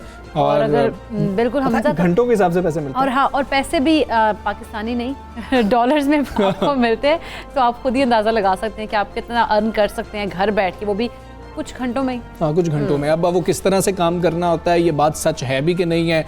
एक मुद्दत तक मुझे तो लगता था कि ये सारे जो कहते हैं ना, ये एवं ही बातें करते हैं। मुझे भी यकीन बात है, मुझे भी यही पता था कि यार ये ऐसे ही है। अच्छा, आज हमारे साथ फ्रीलांसिंग एक्सपर्ट मौजूद हैं, उन्हीं से ये जानने की कोशिश करेंगे। उनकी जो थोड़ी सी हिस्ट्री है, वो एक सक्सेस स्टोरी भी है। वो 2017 में एक अकाउंटेंट की हैसियत से काम कर रहे थे, एक मिनिमल सी उनकी कहा जाए कि सैलरी थी। उन्होंने फैसला किया कि नहीं भाई, मैंने ये काम नहीं करना, ये अगर गोरा काम कर रहा है तो मैं शायद उससे बेहतर काम कर सकता हूँ, तो मुझे फ्रीलांसिंग करनी चाहिए। और इस वक्त अभी हमने ब्रेक के दौरान उनसे पूछा है, माशाल्लाह 2017 में उन्होंने काम शुरू किया, 80 से ज़ायद फ्रीलांसर्स उनके अंडर उनके काम कर रहे हैं। ये कि बहुत बड़ी बात है, और उसमें से बेशतर जो है वो घरों में बैठ के काम कर रहे हैं, उनमें हाउस वाइफ्स भी मौजूद हैं। इंटरेस्टिंग बात भी बता दो ना कि जो वो पहले अर्न करते वो उससे बहुत ज़्यादा माशाल्लाह अर्न कर रहे हैं, और वो कैसे अर्न कर रहे हैं ये हम उनसे जानेंगे। हमारे साथ मौजूद हैं फ्रीलांसिंग एक्सपर्ट हैं सुहेल तारिक साहब। सुहेल तारिक साहब, अस्सलाम वालेकुम, गुड मॉर्निंग। ये जो बातें अभी हमने की हैं, पहला तो बुनियादी सवाल हमारा यही है और कई लोगों का यही है, ये फ्रीलांसर्स वाकई पैसे कमा रहे होते हैं घर में बैठ के? बिल्कुल ऐसे ही है। ये एक्चुअली कोविड जो है, कोरोना जो है, ये बेसिकली ब्लेसिंग है इस प्लेटफॉर्म के लिए, फ्रीलांसिंग के लिए। अमेरिका, यूरोप, वाइट वर्ल्ड जो है, जिनके पास पैसा है, वो अब डिसाइड कर चुके हुए हैं कि हमने जितना भी हो, हमने घर से नहीं निकलना और जितना भी है वो लोगों से काम करवाना है। अच्छा। और चूँकि इंटरनेट है, इवन आप अमेरिका में भी होते तो आपको वो आपको अपने घर नहीं बुलाने वाले थे, वो आपको through mobile, through email, through text वो कनेक्ट करते हैं आपसे। और चूँकि हम चीप लेबर हैं due to Philippines and India, उनको ये पता है कि, और चाइना, कि यहाँ पर जो लेबर है वो सस्ती है निस्बतन यूएस से। तो उन्होंने ये एक प्लेटफॉर्म्स हैं कुछ जिसके थ्रू आप अपना बिल्कुल इससे पैसे आप डॉलर्स में कमाएं। और मेरे जैसे अभी टीम बताई, 80 लोगों की टीम है। एवरेज एक बंदा जो 6 महीने मेरे साथ काम कर रहा है वो आराम से $1000 कमा रहा है, और दैट इज जस्ट 1,60,000 रुपया ऑलमोस्ट। ऑलमोस्ट ये बिगिनिंग है। आप मुझसे पूछें is it the end? No, ये तो मैंने भी मेहनत किया, अब तो मैं इसका फल खाऊंगा। लेकिन ये आपने इतने बताए, इतने डॉलर्स अर्न कर कैसे रहे? देखिए, फर्स्ट ऑफ ऑल पहला क्या कि एक तो आप इंटरनेट हो सिंपल, जो कि सब पाकिस्तानियों के पास है, और थोड़ी सी इंग्लिश की समझ हो, थोड़ी सी बेसिक। मैं बिल्कुल कॉम्प्लिकेटेड नहीं करना चाहता, है भी नहीं है। मज़े की बात है, मैं खुद अपनी ज़ाती तजर्बा बताऊँ, अभी तो I have a very good accent, but that time I was fumbling और फ्लो में मसला था। तो मेरे गोरे जो क्लाइंट्स हैं, मेरे ऑलमोस्ट लाइक 200 के करीब, मैं उनके साथ भी इन टच हूँ। वो कहते भाई, हमने आपको अगर इंग्लिश पे रखना होता तो हम इधर से रखते ना। We hired you because of your skill और आपकी अवेलेबिलिटी। अच्छा, अब इसमें हाउस वाइफ क्यों, ये ख़वातीन के लिए बड़ा अच्छा है, स्टूडेंट्स के लिए बड़ा अच्छा है। आप सिर्फ उनके शेड्यूल उनको याद कराएं। अच्छा। कि भाई 9 बजे आपकी मीटिंग है, या सुबह जब उठें तो उनके व्हाट्सएप पे आप उनके दिन का शेड्यूल भेज दें। That is what they want. अच्छा। और फिर वो एक फ्लो में जब चलें तो उनको लंच से आधा घंटा पहले आप बता दें कि भाई लंच है, और इस जगह है, गूगल के आप उसको वो भेज दें। फिर वो क्या करेगा, और ये बेसिक काम है, आप भी कर सकते हैं, मेरा नहीं ख्याल है कोई नहीं कर सकता। वो कहेगा कि यार ये एक लफ्ज़ है, इस पे जितना इंटरनेट पे डेटा मौजूद है ना, उसमें से ये छोड़ के बाकी सारा मुझे भेज दो, मैं देखता रहूँगा। अब बताएं, आपको इसका $15 पर घंटा मिले तो कौन नहीं कर सकता? तो that is very simple. Inter होना आसान है, एक्सेल आनी चाहिए, कोई copy pasting, control V, control C, मेरा नहीं ख्याल किसी पाकिस्तानी को कम लोगों को पता होगा। और you start earning, and then फिर आप एक जैसे बाब एक फील्ड है आपकी, ये इन्वायरमेंट है, आप इन्वायरमेंट में आ जाएं और फिर अपने आप को ग्रूम करते रहें, ऐसा सीखते रहें। और मैं आपको बता रहा हूँ ये 1.5 लाख जो मैं आपको सुना रहा हूँ ये जस्ट द स्टार्ट है। ये इसके बाद मेरे पास ऐसे भी लोग हैं, अपना तो मैं क्या बताऊँ आपको, तो यू नो जो आराम से 5, 10, 7 लाख, ये आम स्टोरीज हैं, बिल्कुल आम स्टोरीज हैं। अच्छा, लेकिन जब हम ये बातें सुनते हैं ना, हमें ज़ाती तौर पे ऐसे ही लगते हैं, जितने लोग आपको सुन भी रहे हैं, ख़ास तौर पे जो ख़वातीन हैं वो सुन रही हैं, हाउसवाइफ्स आप बता रहे हैं आपके साथ काम कर रही हैं और वो माशाल्लाह अच्छा अर्न कर रही हैं, हमें ये लगता है कि कोई ना बहुत मुश्किल सी ये स्किल्स हैं, बड़ी मुश्किल से आते होंगे, इसके लिए एजुकेशन भी चाहिए होती होगी। आपके पास जो छोटी उम्र के कुछ बच्चे हैं उनका एक तो हमें बता देंगे जी कि इस उम्र के बच्चे भी काम कर रहे हैं, और जो कम एजुकेशन वाले बच्चे हैं उनका भी ज़रा बता दें ताकि लोगों को पता लगे कि इसके लिए कोई एमफिल ज़रूरी नहीं है, कोई पीएचडी ज़रूरी, बिल्कुल ज़रूरी नहीं है। एक्चुअली मैं आपको फैक्चुअल बताऊँ, बहुत ज़्यादा तालीमी इसमें फेलियर है। क्यों? They start putting their own you know head into this, और वो फिर आप देखें ना, मैं आपका एक तरह से फ्रीलांसर तो उसके मुलाजिम हो गया ना, और जो बहुत पढ़ा लिखा बंदा है उसके अपने मिसाइल तो है ना, you know that, you know वो क्या ऐसे नहीं ऐसे तो वो बनती नहीं है। मेरी जो बेस्ट मेरी पीए हैं जो मुझे जगा के रखती हैं वो रावलपिंडी से हैं। अच्छा। और वो इस वक्त भी उनका टेस्ट हो रहा है, मतलब शी इज इन कॉलेज, नाम भी ले दूँ अगर आप कहें, I don't know she like it और नॉट, क्योंकि मेरी अभी फ्लिंट से बात हुई है, नौशीन नाम है उनका। अच्छा। और she is like you know just student. अच्छा, अभी कॉलेज में पढ़ रही हाँ, वो PSDF का एक गवर्नमेंट ऑफ पाकिस्तान का था, उसमें मेरे साथ कनेक्ट हुई, और उनकी क्या सबसे बड़ी तारीफ है, वो जागती रहती हैं। जागती मतलब एक्टिव है। अच्छा, वो मुझे नहीं, अब इकरा सारों को तो सुहेल तारिक अवेलेबल नहीं होंगे ना कि जी कि सुहेल तारिक की टीम का हिस्सा बन जाए। अब एक बच्चा है या जो वो स्टूडेंट है आपको सुन रहा है, खातून को सुन रही है, कोई बच्चियाँ हमारी जो हैं वो आपको सुन रही हैं, वो क्या करें? वो फ्रीलांसिंग करना चाहती हैं, उनको कुछ नहीं आता, उनको लैपटॉप भी इस्तेमाल करना नहीं आता, वो क्या करें? कर सकते हैं? सिंपलेस्ट फॉर्म है ये जो फेसबुक है, मीडियम ऑफ कनेक्टिविटी। आप इसके थ्रू मुझसे कनेक्ट करें, मैं आपको बताऊंगा। ग्रुप्स हैं, मेरा भी एक ग्रुप, मैंने भी कहीं से सीखा है, ऑफ कोर्स कहीं से मैंने भी आगाज़ किया। यूट्यूब जो है ये पावर हाउस है, ये गानों के लिए और मूवीज़ के लिए नहीं है। ये सेकेंडरी होता है जब आप कभी फ्री होते हैं, पास टाइम के लिए ट्रैवल कर रहे होते हैं, तब होता है। इसके अलावा यहाँ पर इतना नॉलेज है सर कि you never had any idea. ये मैंने जब पता लगा, मैं इसको पावर हाउस कहता हूँ। यूट्यूब पे सब है, फ्री में है। अच्छा, वहाँ से आप कनेक्ट करें, हम लोगों से कनेक्ट करें, हम आपको बताएंगे। और फिर एक जैसे एप्टीट्यूड है सर, देखें हाउसवाइफ का क्या एप्टीट्यूड है, मल्टीटास्क करना है। मैं नहीं हूँ, हम में से कोई भी नहीं है जितनी हाउसवाइफ माशाल्लाह होती हैं। स्टूडेंट्स क्या है, वो शार्प है, स्मार्ट है, और उनको जल्दी है। ये एक और तरह की स्किल है, ट्रिक है, जो कि शायद उनमें भी नहीं है। फिर आते हैं जॉबर्स जिनको ज़रूरत होती है, बेरोज़गार। ये वो लोग हैं जो आपको आवर्स देंगे आपके, क्योंकि एक और बड़े की मज़े की बात, हमें डॉलर में पे होते हैं और हमें आवरली पे होते हैं। मतलब ये पाकिस्तान में तो ये भी अजीब सा कॉन्सेप्ट है ना, अभी न्यू नहीं है, वहाँ पे ऐसे पे होता है। तो मैं इन लोगों को 4 से 6 घंटे के लिए हायर करता हूँ। भाई आप 4 घंटे में ये काम करें। अब ये भी सही है कि प्रोएक्टिवनेस का मतलब नहीं है कि वो उनको जो जब मैं नहीं होता, जैसे कि ईमेल बॉक्स है, ये जस्ट उसको फॉरवर्ड करना है, उसको पता है कि ये ईमेल है, ये इस डिपार्टमेंट को जानी है, जस्ट। अब बताइए ये कितना मुश्किल काम है। इसी तरह वो गौरव ने मुझे दिया हुआ है। और आपको बताऊं, सिक्योरिटी है, एक सिंपल ऐप है, जैसे कि आपकी कोई भी आप एक मीडियम लेवल की ऐप है, वो आपको बता देगा, एक आपको उसका टू डू बता देगा, एक ट्यूटोरियल। आप जस्ट उसको 179 स्टेप, एक देखें 7-9 स्टेप कर दें, खत्म। अच्छा, इनकी मुख्तलिफ चीज़ें हैं, आप कोई भी कर सकते हैं जिसमें आपका इंटरेस्ट पैदा हो जाए, कुछ भी कर सकते हैं। इसके लिए कोई वेबसाइट्स वगैरह भी हैं जिनके ऊपर जाके हम फ्रीलांसिंग कर सकते हैं? हाँ बिल्कुल जी, देखें मैं बिल्कुल अभी ऑथेंटिक हो, जो लोगों को पता हो कि हम इनसे काम करेंगे, इनसे लिंक रहेंगे तो हम अच्छा अर्न कर सकते हैं। जी मैम, एक्चुअली फ्रीलांसिंग के बारे में जो अभी आप शुरू में कह रहे थे वो ठीक है, लोगों को पैसे नहीं होते, लोग बिलीव ही नहीं करते, उनको बेसिकली उस प्लेटफॉर्म्स का ही नहीं पता जहाँ पर ये बिल्कुल ऑथेंटिसिटी से होता है। जैसे अपवर्क है, जैसे फाइवर है, जैसे गुरु है, जैसे पीपल्स पर आवर्स है, यू नेम इट। और इसमें भी फाइनेस्ट है, मतलब अगर आप इस पे, और उस पर क्या होता है, वहाँ पे एक पूरी, और अच्छा इनकी इनकम कितनी है, इनकी आप इनसे कहना कि इस पे कितना बिजनेस होता है। अपवर्क पे पर मंथ 1.2 बिलियन डॉलर्स की होती है कि किसी ने पे किया और किसी ने रिसीव किया, इसका बिजनेस होता है। इतनी वो है जो कि वो हर महीने हर क्वार्टरली शाया करते हैं खुद।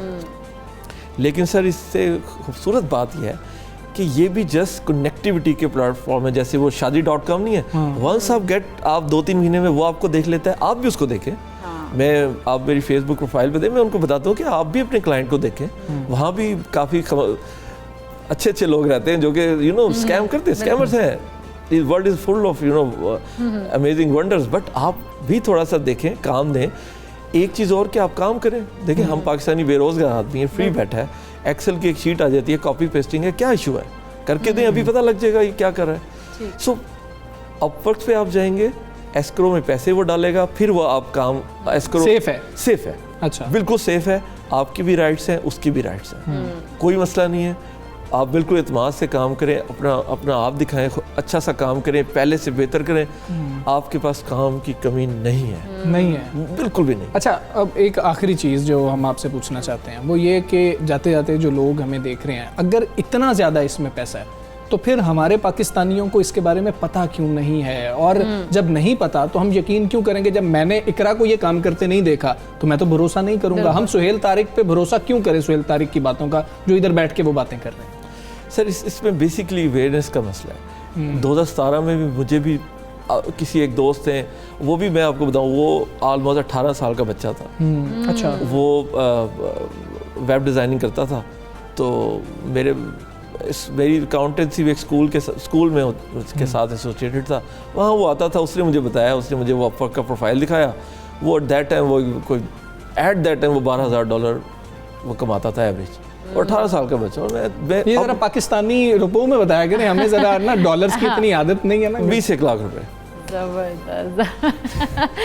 ये बड़े ख्वाब है ये जो सुहेल तारिक साहब हमें दिखा रहे हैं, लेकिन वाकई ऐसे बच्चे हमें मिलते हैं जो ये बात करते हैं और हम यकीन नहीं, मैं तो बिल्कुल भरोसा नहीं करता था, अब कर लेता हूँ, क्योंकि अब ना वो अक्सर अपने मोबाइल में दिखा देते हैं कि जी देखिए ये बड़ा क्लियर चीज़ है कि इतने डॉलर्स हमें आए हैं। सुहेल तारिक साहब बहुत शुक्रिया आपका। सॉफ्टवेयर पाकिस्तान ने बहुत ज़्यादा ज़रूरत है नौजवानों को जो बेरोज़गार हैं, जो लोग परेशान हैं कि जी कि हमारी इनकम कम है, तो ऐसी चीज़ों को एक्सप्लोर कीजिए कि जहाँ से आप घर बैठे हुए, खासतौर पे जो हाउस वाइफ्स हैं, जिस तरह से इन्होंने बात की है कि वो मल्टीटास्किंग जो है ये वही कर सकती हैं जितना वो कर रही होती हैं। बच्चों की बात की और जिस तरह से 18 साल के बच्चे की एग्जांपल भी दिया, तो मेरा ख्याल है कि हमजा सोचना चाहिए इस बारे में। बिल्कुल आपको सोचना चाहिए, और जो लोग परेशान हैं उनको ट्राई कर लेनी चाहिए। और हमें पता है कि इस वक्त गवर्नमेंट भी बहुत ज़्यादा सपोर्ट कर रही है फ्रीलांसर्स को, तो हम आगे बढ़ेंगे और बात करेंगे कुछ ऐसी कि कुछ लोगों को गाड़ियाँ रखने का बहुत ज़्यादा शौक होता है। अच्छा, वो गाड़ी रखने का शौक भी था ना हमजा, मैं सोच रही थी कि वो हर कोई एक तो अच्छी गाड़ी रख भी नहीं सकता ना, अफोर्ड नहीं कर सकते। अगर हम लिमोजिन की बात करें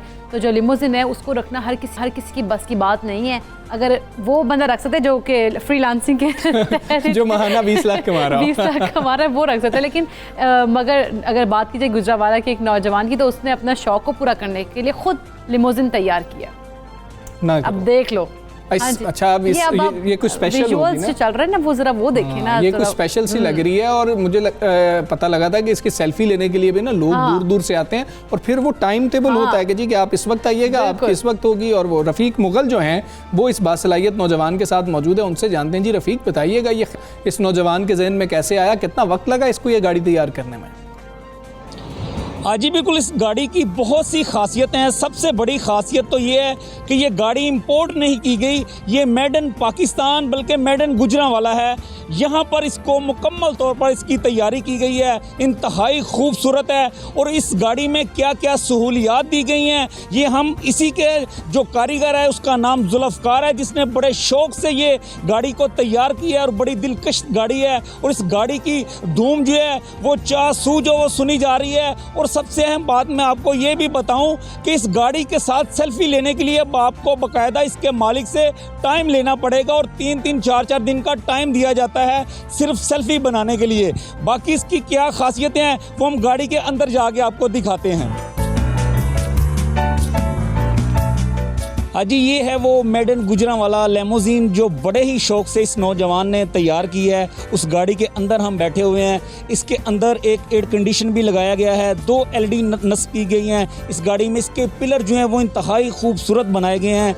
इसकी छत की बात की जाए तो वहाँ पर बरकी कुमकुमे लाइट्स जो हैं वो लगाई गई हैं, जो गाड़ी के हुस्न को निखार रही हैं। इसके अलावा इसकी खूबसूरती के लिए डेकोरेशन पीसेस जो हैं वो भी गाड़ी के अंदर रखे गए हैं। 6 सीट्स लगाई गई हैं इस गाड़ी में। जुल्फ़कार साहब, ये बताएं कितना टाइम लगा ये आपको लेमोजिन डोली तैयार करने के लिए?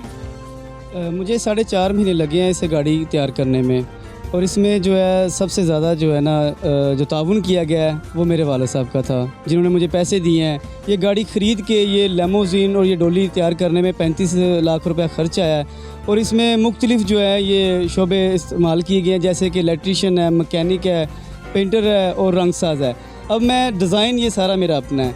दोस्त काफ़ी हैं जो फ़ोन करते हैं यार हमने गाड़ी के साथ तस्वीरें वगैरह बनानी है, तो वो सिर्फ वर्कशॉप की वजह से जो है ना मुझे टाइम नहीं दे पा रहा। उनको फिर मैं टाइम देता हूँ, यार आप फ़लाने दिन आ जाएं।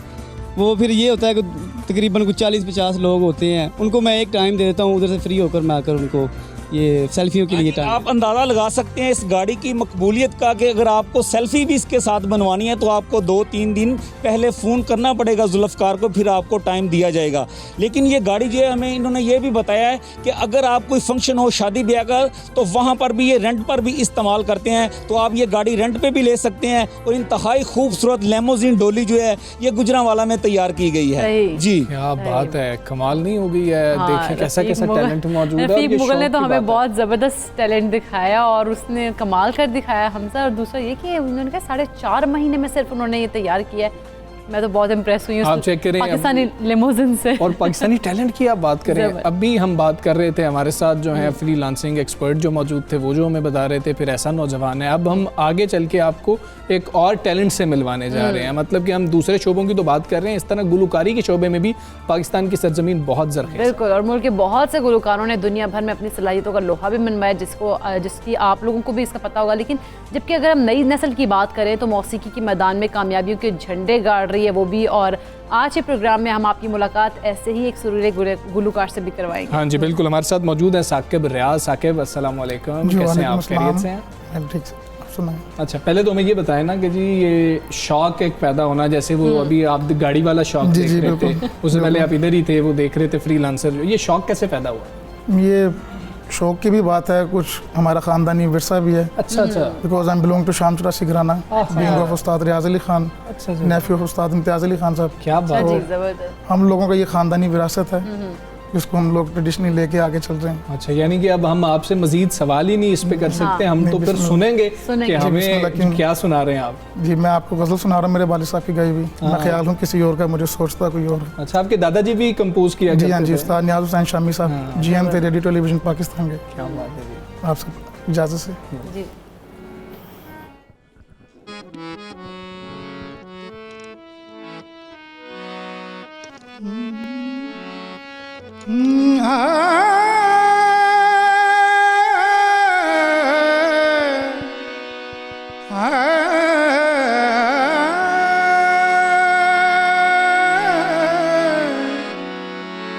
भूल जाना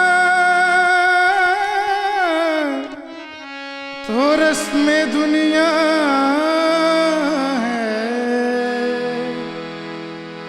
आपने कौन सा कमाल किया,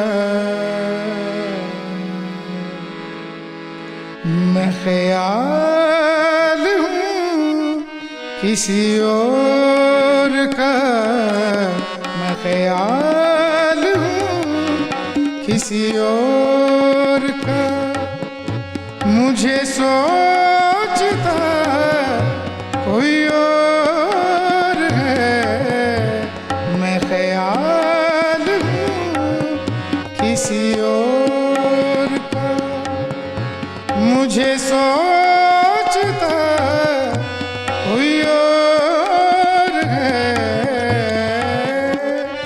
सरे आईना मेरा अक्स है, सरे आईना मेरा अक्स है, पसे आईना कोई और है, मैं ख्याल हूँ किसी और का।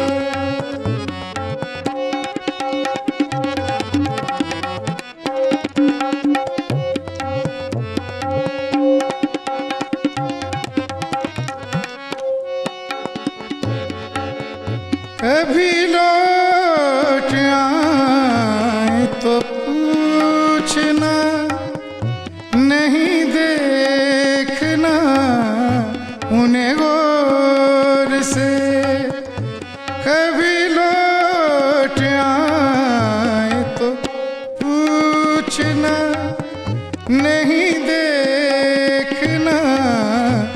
खूने गोर से जिन्हें रास्ते में खबर हुई, जिन्हें रास्ते में खबर हुई कि ये रास्ता कोई और है,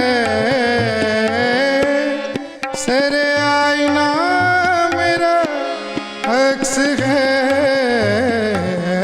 सरे आईना मेरा अक्स है, बस आईना कोई और है, मैं ख्याल हूँ किसी और का, मैं ख्याल हूँ किसी और का।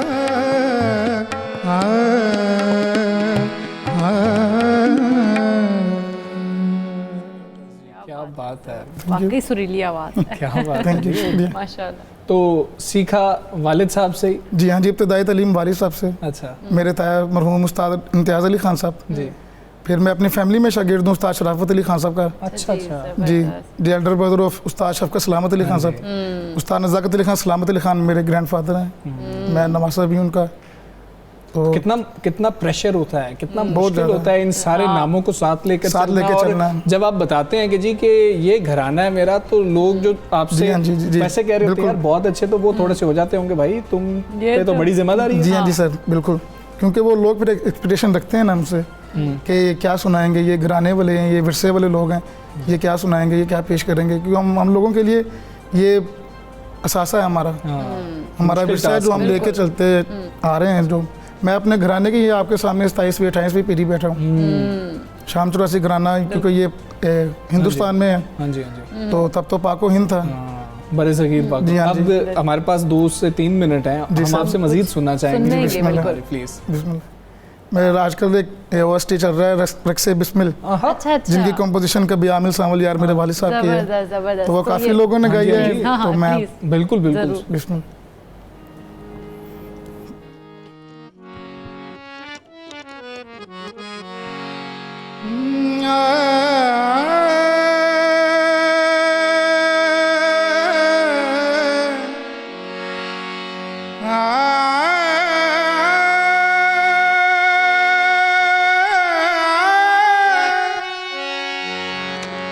साजन प्रीत लगा के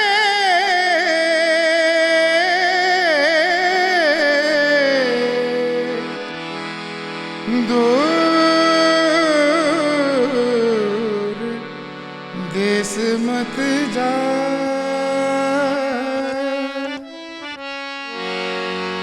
बस हमारी नगरी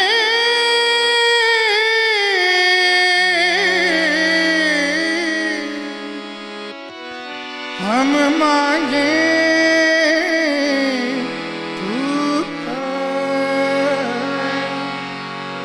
हो कभी मिल सांवल यार वे, कभी मिल सांवल यार वे, मेरे लूलू चीख पुकार वे, मेरे चीख पुकार वे, ओ कभी मिल सांवल यार वे, कभी मिल सांवल यार वे।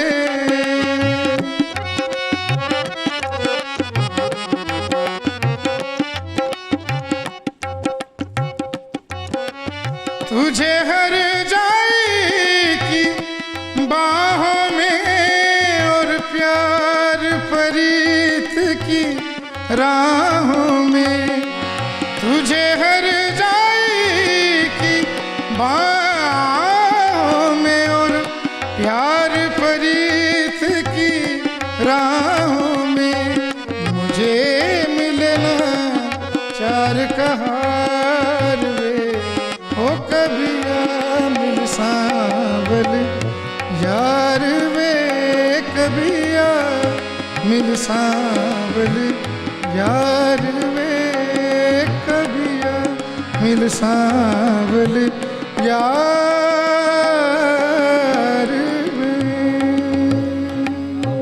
मूसा भाई कहा जाए कि मूसा भाई बहुत बेहतरीन रक्स बिस्मिल की बात हो रही है। बहुत शुक्रिया जी, आप आए और बड़ी खूबसूरत आवाज़ है आपकी, हम आपको गुड लक कहते हैं। और हमारे प्रोग्राम का वक्त खत्म हुआ, इंशाल्लाह फिर मुलाकात होगी। अपना बहुत ख्याल रखिए। अल्लाह हाफ़िज़।